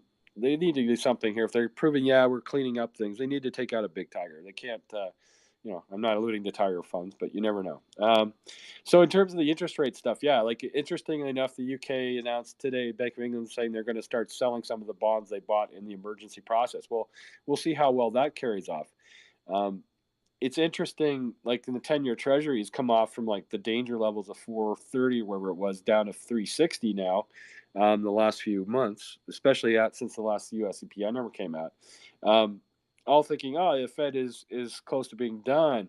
Well, you listen to Bullard this week, and it's basically, no, the terminal rate's 5%. We could be there for quite some time. So, I think the market is sort of myopic here, and I think they're underestimating the degree to which the rate tightening will continue. And the longer it drags on, the more the liquidity dries up. So, again, it's a question of something will break. I just don't know when. And that's why people say when. It's like, I can't tell you. I got people saying, I got to drop this play. I need to pay some debt. It's like, you got to do what you got to do, but like nothing's changed in the play. It's just been dragged on.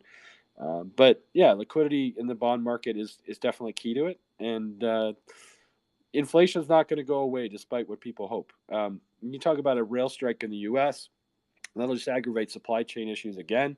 Yeah, so tell me how this inflation is going to come down if we have a strike in U.S. rail services. So there's a lot of pressure still out there, and we're not, like, again, crazy gives me a hard time for being so negative sometimes, but this is really not a good market right now. So there could be a lot of more pain to come. So that unfortunately might be what we need to get our squeeze though. So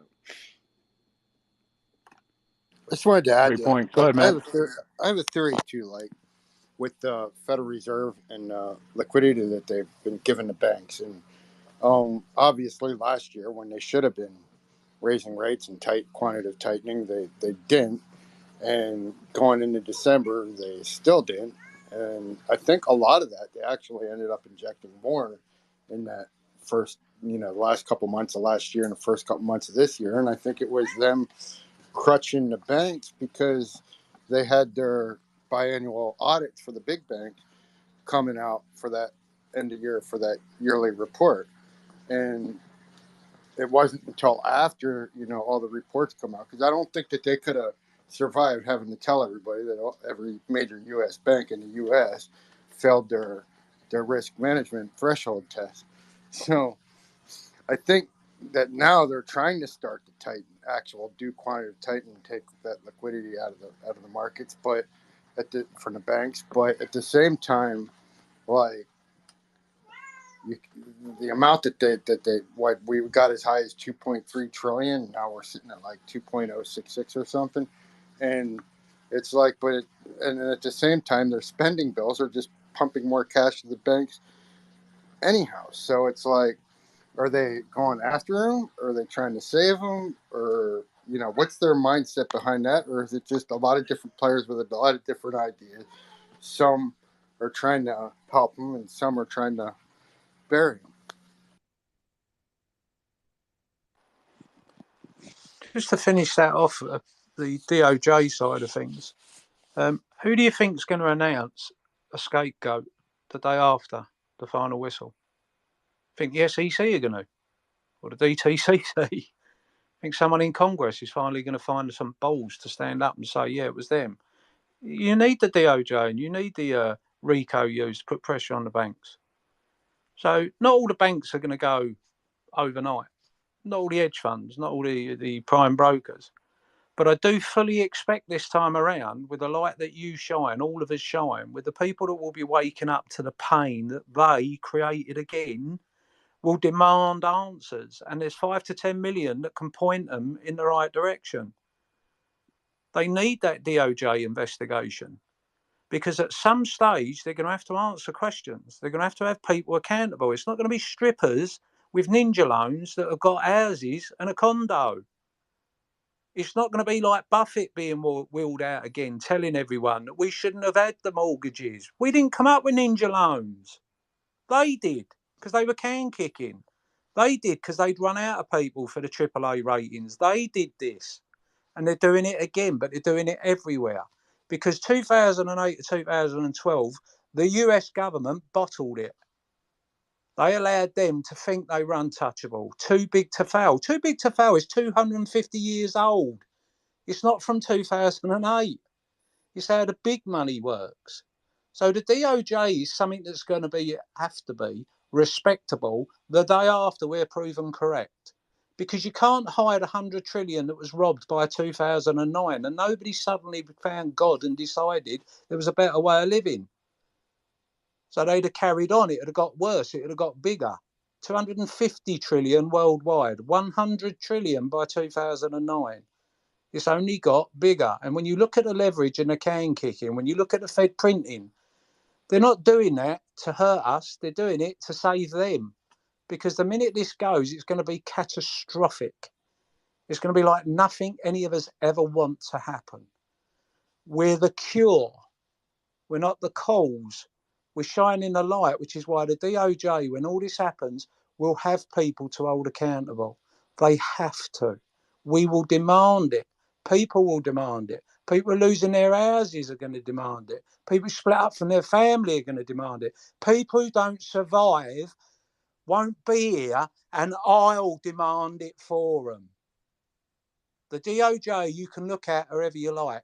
It's the only body when the market does crash and when we're proven right, which is why I've always screamed at the purists, you need more than one. Nothing changed after VW.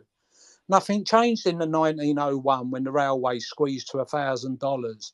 It's never fucking changed because it wasn't you.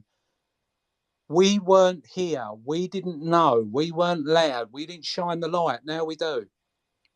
DOJ might not want to. Congress might not want to. SEC might not want to. You're making it so they got no choice. It's the best fighting chance we have ever had for change. You're going to make money. You're going to become rich. You're going to be stupidly fucking rich. That's a byproduct. This is the best chance we've ever had of change. If they want to get rid of the cancer that has been known about for at least 20 years, and you can go back decades on there, they've done different things. You're talking about naked shorting and how they're behaving today. They got braver after 2008 because everybody bottled it. And when everybody bottled it, they thought they were scot-free. Well, they were until you turned up. I turned up. We all turned up. Now we're here. We're loud. We're shining a light. They can't ignore it. When the market crashes, everyone will have been trying to cover their own arses. And the DOJ will be wheeled out and saying, we've done an investigation, this, and this. They might not get rid of the banks, but there's so hope. This time they hold the CEOs of these banks accountable. You remember them in front of Congress, bullshitting and lying, selling their shit to us. So let's hope the DOJ has to do what it's got to do. Let's hope that these CEOs won't walk away having been paid $650 million and go and work somewhere else. Let's hope people in these hedge funds, whether it's a broker in a hedge fund, whether it's a manager in a hedge fund, whether it's the CEO of these hedge funds, are held accountable. Because if it doesn't, it means we're going to end up passing on to our great-great-grandkids what we're now living through. And I've lived through it for too fucking long to give up. I've lived through it too long for somebody to tell me there's no hope, the DOJ can't. Well, I'm here to tell people, yes, they can. And in time, we'll see where we was right and we see where we was wrong. I'll see you at the final destination. We can all have a beer together because no one will really care then, I guess. Yeah, I always looked at there's no point in this movement if it doesn't produce the change that we're looking for. And I think transparency is just a small part of that change because the structure itself, the market culture, the banking culture, the culture of the institutions that created this mess has to change. And it's going to take a lot more than just people making a few $1,000s on this play to make that happen. I'm not doing this. Don't get me wrong. I'm like you. I'm not a martyr. I want to make money, but at the same time, I'm not worried that we're not going to make money on this play, and I'm not worried that it's not going to be a shit ton of money. And I'm going to hold out until they do something to change the market because I'm not selling a damn thing until I know that when this is over, I can buy a share. I know exactly where it's gone. I know it's not getting lent out to be short to 5 different institutions to scout my play. I want to know that. I mean, I don't know what a new market's going to look like because there's so many ATS, alternative trading systems and stuff out there. I don't know what that's going to look like going into the future. But as long as I actually think the most important thing with the ATS and the derivatives market is it shouldn't affect the ticker price. And I used this analogy before where I think of it as a pool game. Okay, I'm playing somebody at a pool game, and we got a bet on that game. All right, and I look at the derivatives, and it's phenomenal. LadyTrader, you got any other questions for us, or anybody else up here got any questions? If you do, go ahead and request if you want. I think I've got a few more minutes. Don't know about you guys. But I feel like all that other stuff. But yeah, unless one of you guys here up on the panel has something you'd like to talk about, I'd be more than happy to discuss with you guys. Or if someone has questions, we can definitely take questions. Yeah, I'm up for questions, but I gotta go soon too. My voice is going, so. Well, Did I cut out? There are many topics to discuss. I mean, we even have not talked about China. I mean, all the protests and Disney, and there are so many topics. So, yeah, what do you want? I think I cut out, but I was saying I don't know what the markets look like coming forward after this. I don't know what change they're going to make because there's a lot of like alternate trading systems and institutions in the derivatives market and their ability to short. I think transparency is just the least of the problem. But to me, a fair market is, and I used this analogy before where it's like a pool game. Okay, now the stock ticker itself and the price action in the market is, somebody going long on the stock, somebody shorting the stock, whatever. As long as it's within the float, that's fine. That's the pool game. We have a bet, right? We're betting on a pool game. Everything else is a side bet. And I don't think any of them side bets should influence the outcome of the game that I'm playing within the ticker itself. Like, if you want to have a side bet, fine, have a side bet. You do it between you two and leave the market price alone with that, because it's that influence, I think, that they're taking advantage of in order to manipulate and create these synthetics and use that to affect the market price. And all the time they're doing that, they're not just stealing from retail, they're stealing the market cap value of the company that they're doing it to. And that stifles the companies and their ability to get reasonable debt with reasonable interest and reasonable ability to grow as a company. And that's the bigger effect that it has on the company than any of the retail money that's being put into the stock. Yeah. Well, okay. Since Crazy mentioned, I'm not gonna last much longer here because my voice is going. But yeah, like Disney, China, the China thing is so involved. But the main thing is, of course, this COVID policy. People are talking about, this is the worst political unrest since 1989 Tiananmen Square. It is. I mean, I don't remember the populace being so vocal, and you see people actually going and saying down with Z and down with the CCP. That's, for China, that's exceptionally an odd development. But you take it in context that some of these people have been basically confined for months, and being told that it's free, to get rid of COVID, and yet COVID cases keep going up. And then they see the rest of the world at the World Cup in whatever in Qatar, and they're all having fun with, they're not drinking Budweiser, unfortunately, but they're all having fun and no masks on, and it's like, well, that's why are they not having to wear masks? Why are they allowed to mingle like that? And so it just generates a complete animosity, and then you have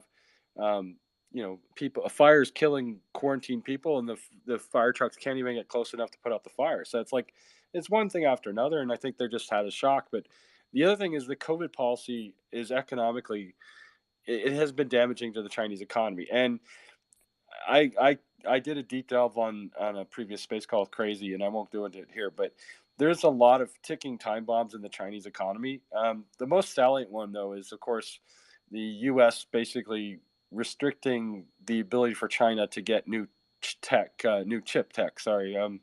So U.S. basically said anyone that's got the chip conductor manufacturer in Taiwan, it's like, well, you got U.S. components, you can't export that to China, or you've got U.S. engineers in China working, you got to come back home. You can't work for these guys. So there's a lot of just like Russia's having issues like getting new tech for their military because of all the sanctions, China will have difficulty keeping up its industrialization if they can't get new chips.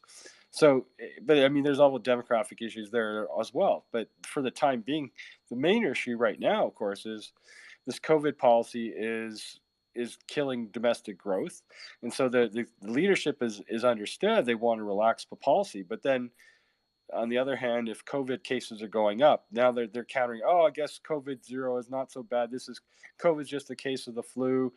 We maybe don't have to be so strict. Well, this is after they've had mass riots, but it can't be seen to kowtow to the riots. So they have to, excuse me, crack down on the riots first and then relax policy. But in the meantime, it's killing their economic policy. So it is an issue, and of course, the Foxconn factory, I think there's been like some concessions now, but I mean, it's the damage is done. Apple is going to lose $5 billion in revenue from lost phone sales. A lot of that will be lost phone sales to Chinese people. So that brings us to my little pet theory, which I'm not going to get into too much here. But so there was a rumor last week that Apple was looking to buy Disney, and that seems odd. Well, the Apple's losing money on Foxconn, but Apple's still very cash rich.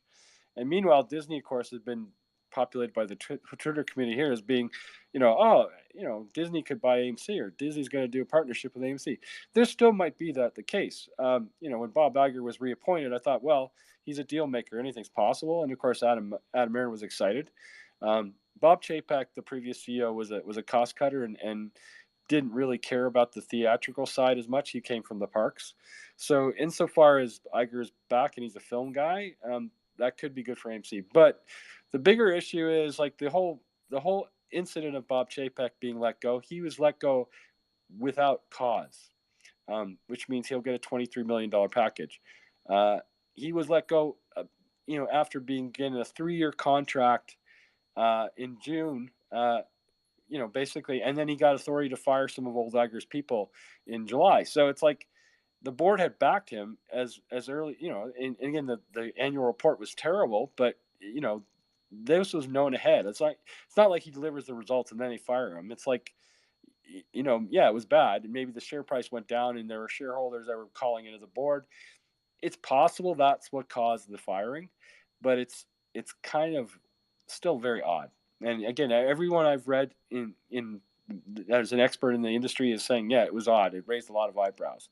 And people say, oh, it can't be odd. It's like Disney's losing money right, left, center. Well, yeah, everyone's losing money right, left, center. So anyway, my speculation is that because the timing of Iger's firing happened between the time of the Disney board results, the results and the FXT bankruptcy, perhaps Disney was getting into crypto and blundered into FXT, and as a result, they have a liquidity issue. So I am looking at waiting to see what Disney does. I mean, they like the results of the last movie that just came out was one of the biggest bombs. I can't remember the name of it. It's a child's cartoon. So they're not having good movie results, and that's they haven't had good movie results from their animated studio for quite some time.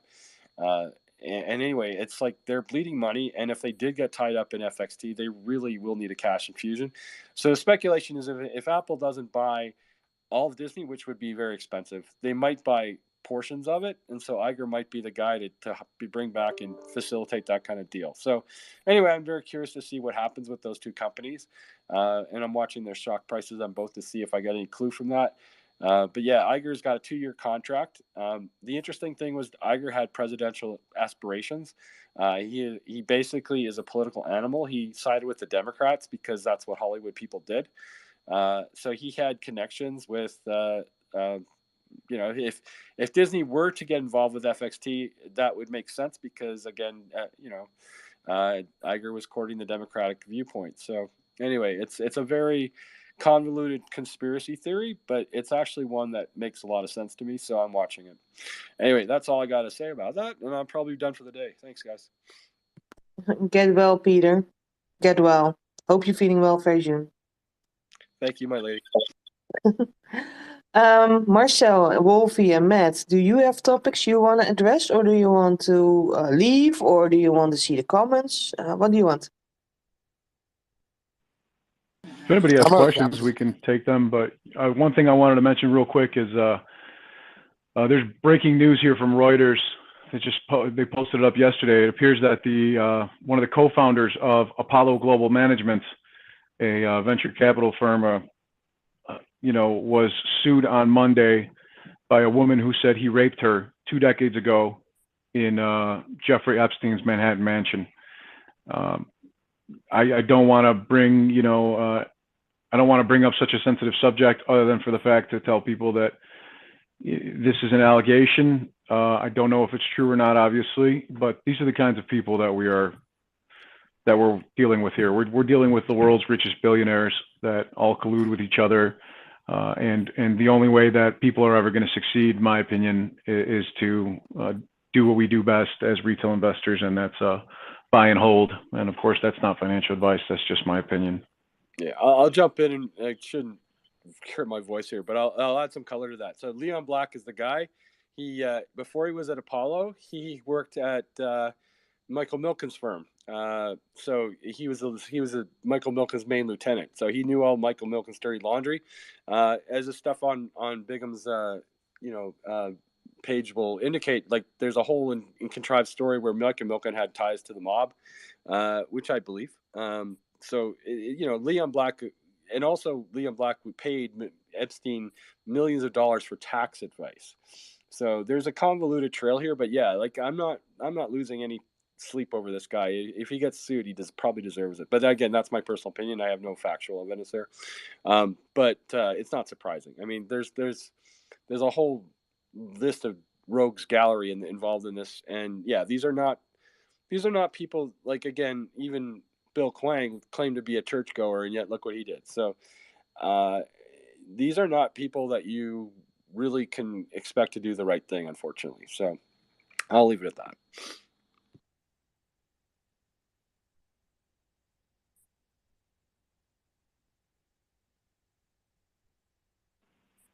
Too true, my friend.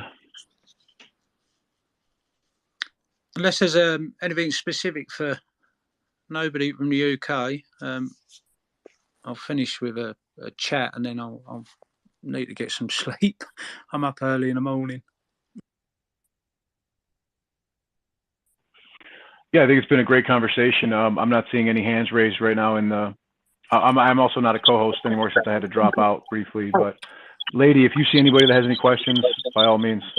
Well, we got a question that is already asked about a Disney merger, if that comes in trouble for APE or AMC. That's again a question that is discussed in the previous space call, but maybe you want to short answer it. I'll give a short answer. The documents filed by AMC upon the distribution of APE dividend states that any merger or acquisition of any kind would lead to a recall of shares, which would mean an instant short squeeze, in my opinion. So if AMC gets bought out by Disney, I'm sure a lot of people are not exactly huge fans of Disney, but there's a new CEO at the helm again. A lot of this woke bullshit is gone, and if they get purchased by Disney, it would probably be the best thing to ever happen to me on the stock market, because I still think we're going to be filthy fucking rich. Pardon my French. Strange World was a flop indeed. So yeah, Disney needs to change. That's very sure. Because we're ending, I wanna have some end remarks. Peter, can you still talk? I can sing. Yeah. Thank you, Dr. Zayas. Again, thanks for everyone for joining in. Interesting viewpoints, and as I said, it just, all I can say is, like, there's a lot of negative FUD out there, and realistically, nothing's changed except that the shorts, like, this is my other theory. So they've been using collateral to keep the shorts good. If they lose their collateral, which they have been, they had more pressure to keep AMC down. Like, this is like why we stayed around 10 for so long, was because they were losing collateral in the spring. As the market keeps going down, they needed to hit AMC even harder. So it's just a question of, like, this feels like it'll never go back up. Well, it's because they don't have any choice. They have to keep it lower. They'll get margin called. So in a sense, it's very frustrating, but it's also, again, AMC's not going bankrupt, and people that say, oh, they got 2 quarters left of cash flow are not really, like, why would AMC be able to refinance debt if people thought they only had 2 quarters of cash flow? So anyone that says AMC is going to go bankrupt in Q3 or whatever next year, it's like, go away. I mean, again, I don't know what the popcorn sales are going to do, but I'm looking forward to seeing how it plays out. The merchandise is a great idea, and I mean, the slate of movies, Avatar is going to kick ass, and there's a bunch of other movies I want to go see, and so I haven't been excited about the movie lineup for quite some time, to be honest. The only thing that got me really excited earlier this year was Maverick and Spider-Man No Way Home. Those 2 were great movies, but I didn't see a lot else. But now I think there's going to be a bunch of good hits coming out, so I'm excited. So anyway, stay the course and don't get dismayed by the FUD. Thank you, Lord Peter. Wolfie, do you have end remarks? Yeah, just firstly to thank everyone. You being here is as important as anybody that's spoken, and that's the truth. We'd be 4, 6, 8 people, however many have spoken tonight, talking into the abyss. So it's important that we get together like this, and hopefully it will be other people and bigger and more, and it grows step by step. But the greatest community is right here, right now. That's 100%. I've been involved in a lot of things, but I can say that for me personally. And you can choose to be supportive or not. What makes this place special is that those choose to support each other. We are lucky to be here. The ups and downs, but we are. And we shouldn't waste it. We've got a lot to do still, and we've got a lot of people that wake up still. Don't waste it. And if you look at all the other areas that are out there, all the divides created, at least here we are a community. We have our spates and our arguments and disagreements. I like to look here, we're just travelling different roads to the same destination. So I'm going to enjoy my time here, and I encourage everybody else to. The ups and downs can be tough, but the end result, it should be worth it. If we really are together, then the future is ours, and we will be able to compound whatever money we might or might not make. And we can do it again and again and again. I believe people want change. I believe they'll have the opportunity, at least to try. So my attitude is always forgive your enemies, embrace your friends, be there for each other, accept our differences, love our beliefs, and know that shoulder to shoulder when this is all over, it took all of us. Every single last one of us, those that are heard, those that speak, those that have got YouTube or big followings. It needs the guys and the girls, the mums and the dads, the workers, the cleaners, the ones that put tweets out and only get one like or one response. Our buy and hold will be remembered for generations. So good or bad, positive or negative, we're changing a game that has to be changed. They're never going to quit, and neither will we. And they can't last forever. Liquidity, changes in the world, people making moves, but we can. So look at your family, all your friends, your community. Your people need you to do this. The believers, the non-believers, the haters, the jealous, the pessimistic, the optimistics, they need you to do this. Get this job done. They need inspirational people, and you are inspirational people. Maybe not today. 5 to 10 million in this play are going to be Burries the day after. You're going to be inspirational in your own communities. I talked about that with Kershaw. It's the toughest battle because it's the first. We're all fighting and trying every day. We get up, we go to work. We might not be earning the money we need, or we've got bills coming in or medical expenses. So it's tough, but it's the first. It'll get easier. You're a dreamer, Wolfie. I hear that. I am a dreamer. I believe we can change the world, but we have to do it one battle at a time. And until the battle's over, we have to focus. We have to support each other, allow each other to walk a different route, drive a different route, go a different route. We can all meet up at the end, the final destination again. One day I'll share my own story maybe, but right now it's not important. What is important is you. It's us, all of us. Stay strong. We're apes. We're all becoming a family. Whether we meet each other or get to share a beer, it doesn't matter. In this, we're becoming a family. And what we build today is a catalyst. It's a catalyst for all the mums and dads, the working class, the people that struggle, the people treated like shit. A togetherness I ain't never seen before. And we forget we're going straight at the heart of the beast.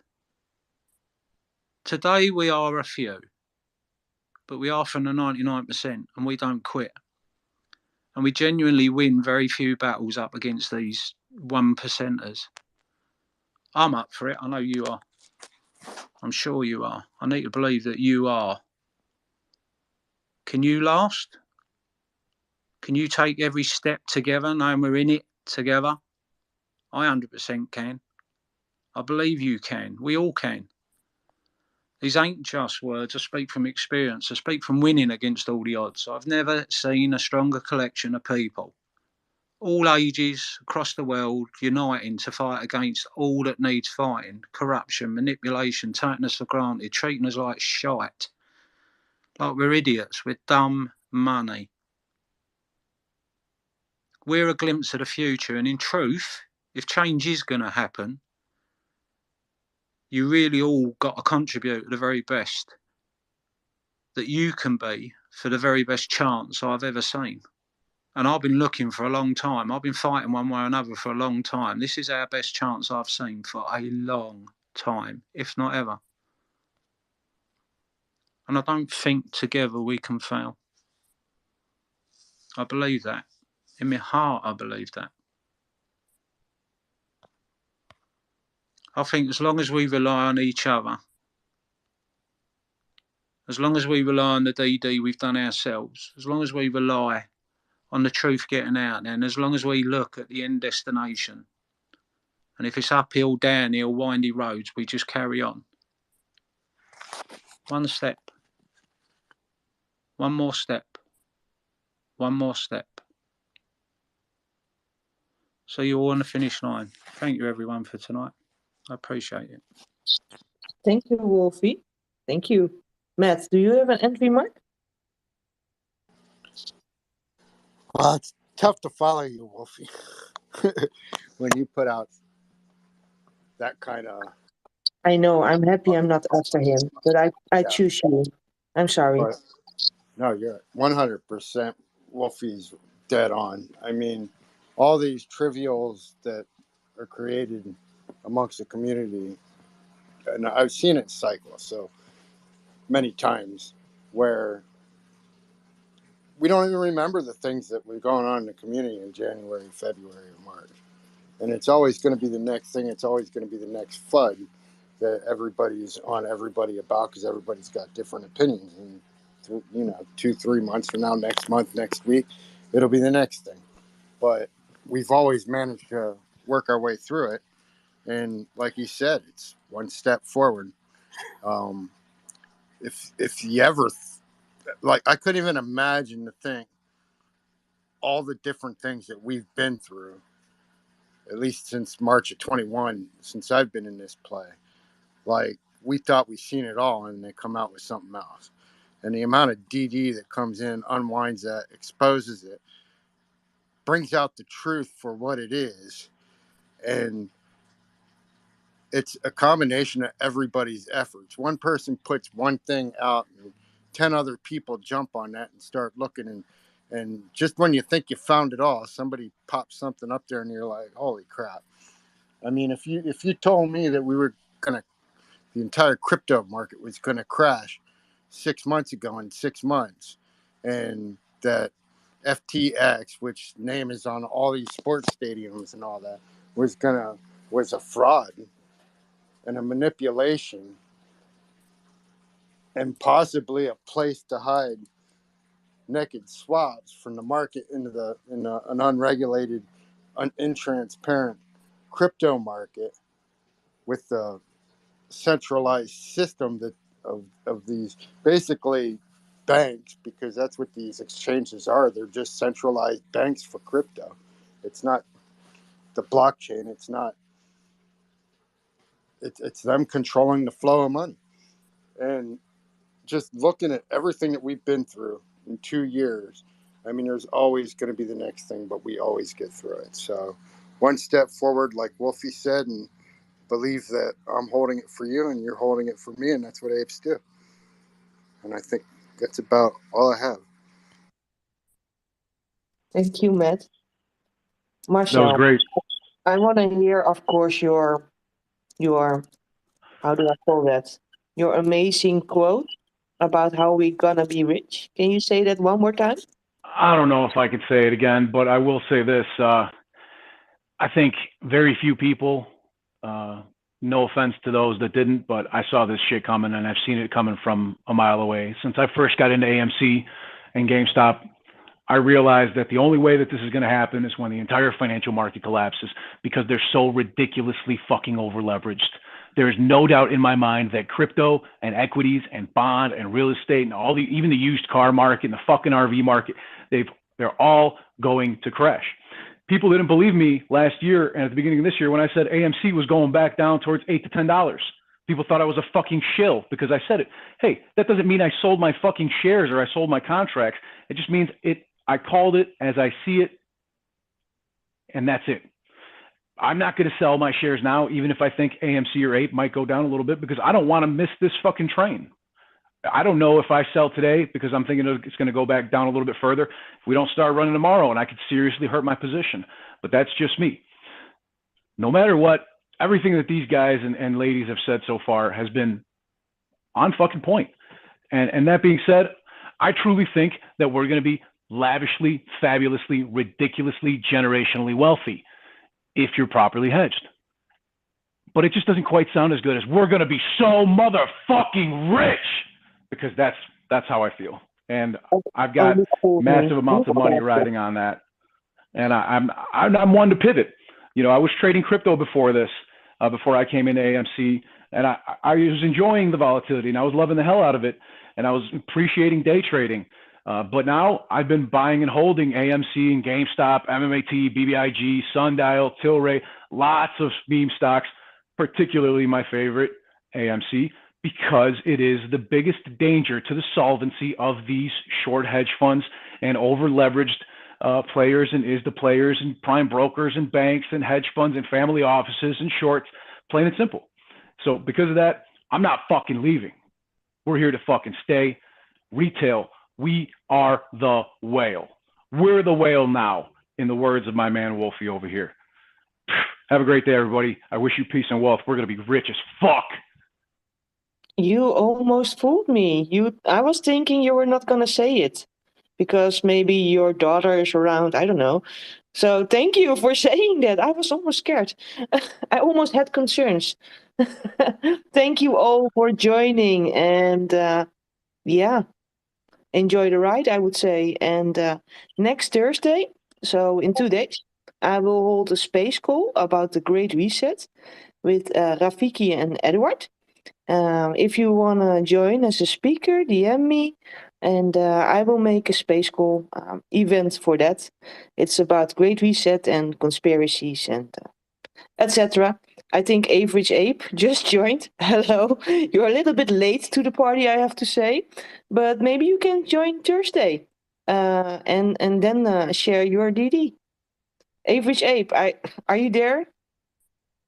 Hey, sorry guys. Yeah, I had a bunch of technical issues. Every time I try to get up as a speaker, I would have my Twitter force crash. I did reinstall it 2 or 3 times, and finally it seems to want to work now. So thanks for hosting the space. Thanks. You know, I'll be around and I'll speak the next time. Appreciate everything you do and everything everyone does here. You know, this is something that's absolutely unexplainable. It's amazing, and you know, always forward. So yeah, thank you. Sorry I couldn't make it, and take care, everyone. Appreciate everything you do. Thank you. And like I said, maybe you want to join Thursday, and I think in the future I will also do other space calls, of course. So you're welcome, and I will see you guys around. Have a good evening. Bye all. Bye. There you go.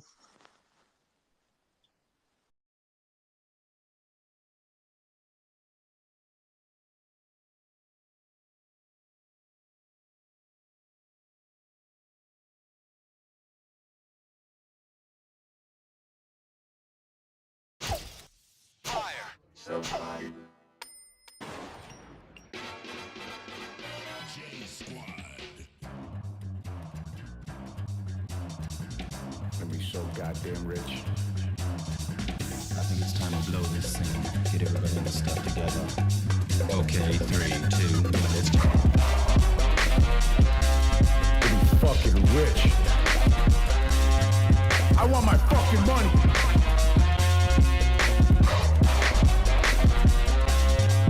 Griffin, I want my fucking money.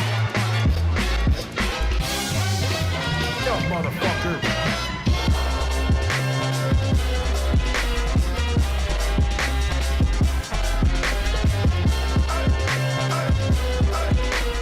Holy shit, we're gonna be so fucking rich.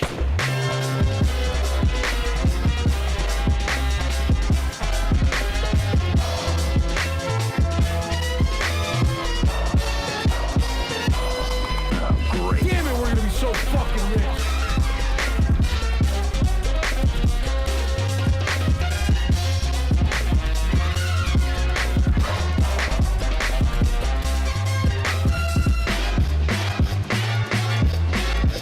Griffin, I want my fucking money. You're an original, Hey, aren't you? yelling, cowboy, give me the fucking money.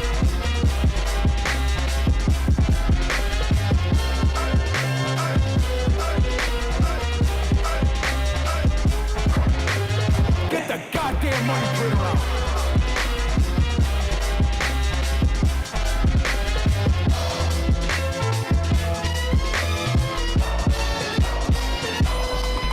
Great.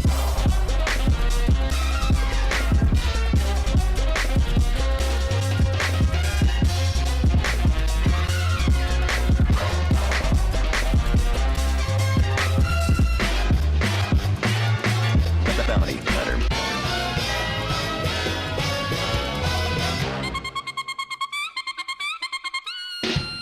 We're gonna be so fucking rich. Get the goddamn money printer out.